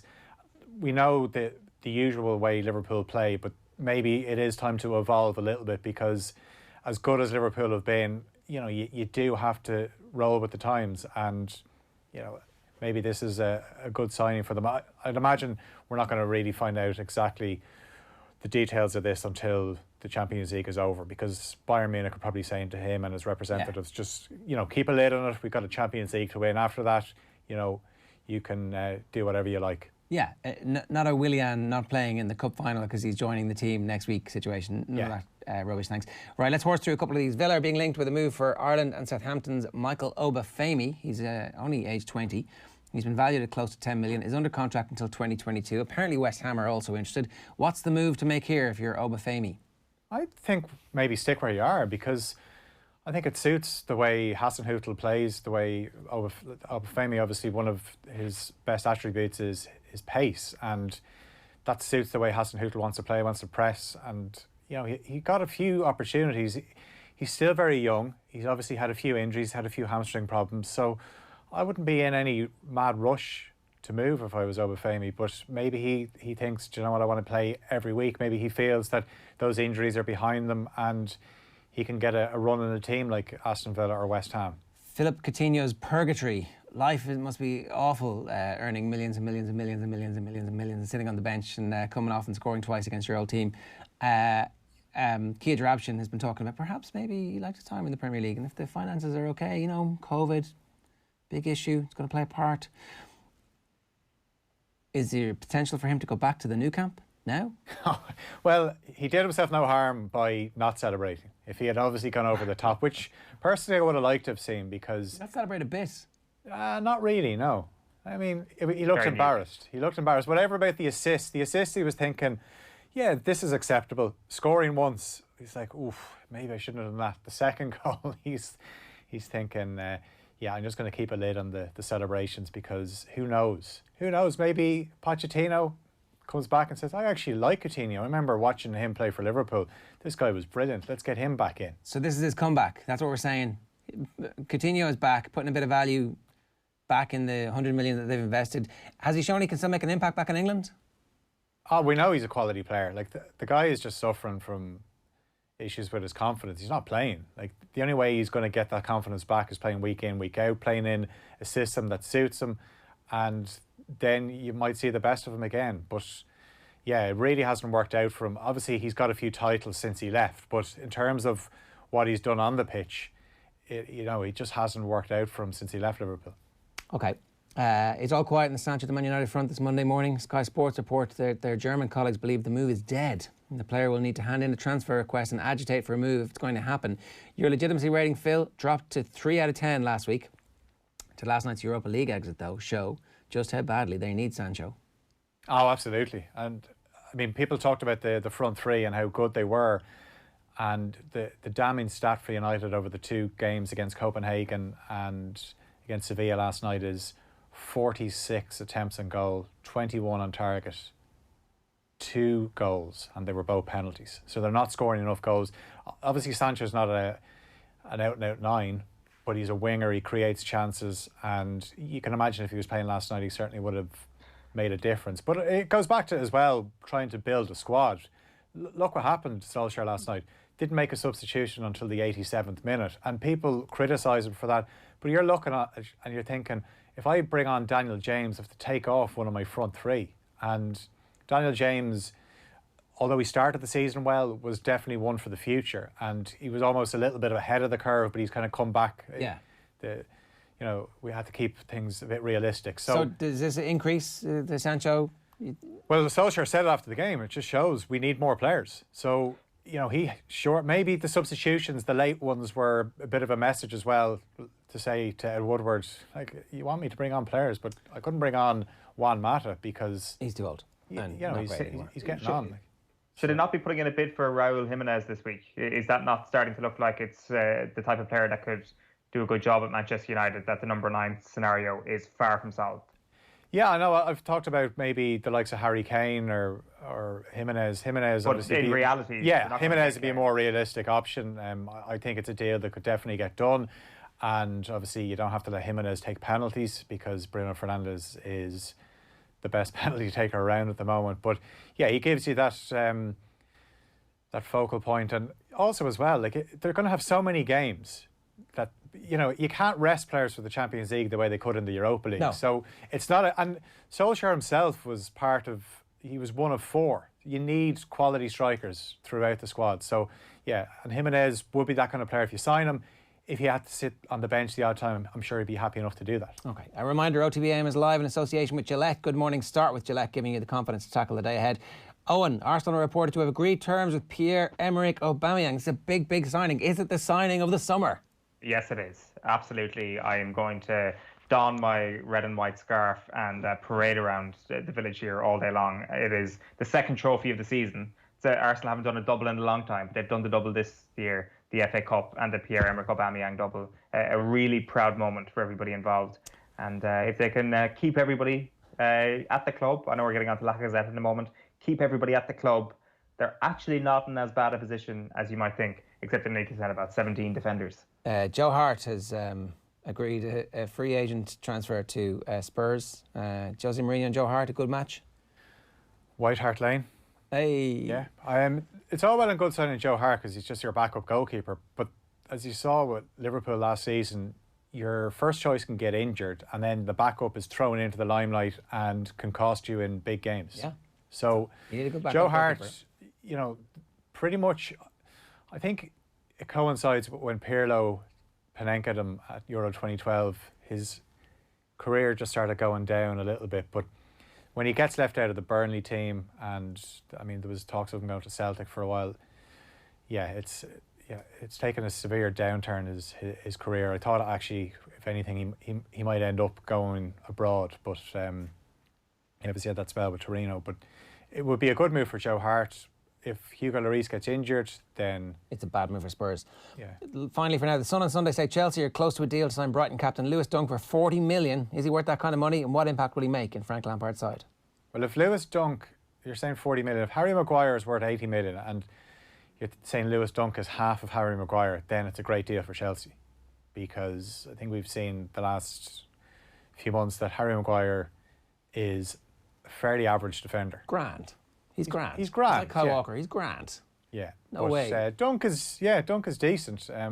Brighton are a strange one where it looks like Shane Duffy is going to go to Celtic. That's the talk, that he's going to get a move out. Obviously, Ben White is a Brighton player but played for Leeds, and Brighton are quoting clubs 40 or 50 million for Ben White, who's never played in the Premier League. The top 6 are all interested in him. Leeds want them. He had a great season with Leeds. The Leeds fans want the deal to be done. Adam Webster obviously came in last season. He took Shane Duffy's place. So I don't know what the thinking is for Graham Potter, because the times as well he played 3 at the back. So he needs some bodies back there. Yeah. All right, Phil, that's it for Deal or No Deal. Thanks very much. Thank you. I signed for them after the Euros, and after my first day's training I was driving home, I was actually thinking, regretting it, what have I done? Like I walked into a circus. It's amazing, isn't it? If you haven't got the OTB Sports app yet, go and get it, because there you can listen to OTB Sports Radio. It's all day long. Off the bench today is Paula Doran from Athlone Town. OTB Gold, Luke Keeney on OTB AM. Paul Rouse's History of Sport, Episode 5. Our Culture Hall of Fame is Stephanie Preisner talking about the US office. OTB Gold is James McLean. And tonight, live, it's Off the Ball from 7 to 10. If you missed anything this morning, get it on the OTBAM podcast. Hit subscribe, and then every day, this top quality sports content in your earbuds, free, gratis, and for nothing. We'll see you tomorrow morning at 7:30. Best of luck. OTB AM. With Gillette, we don't just play the game, we change it. Gillette, made of what matters.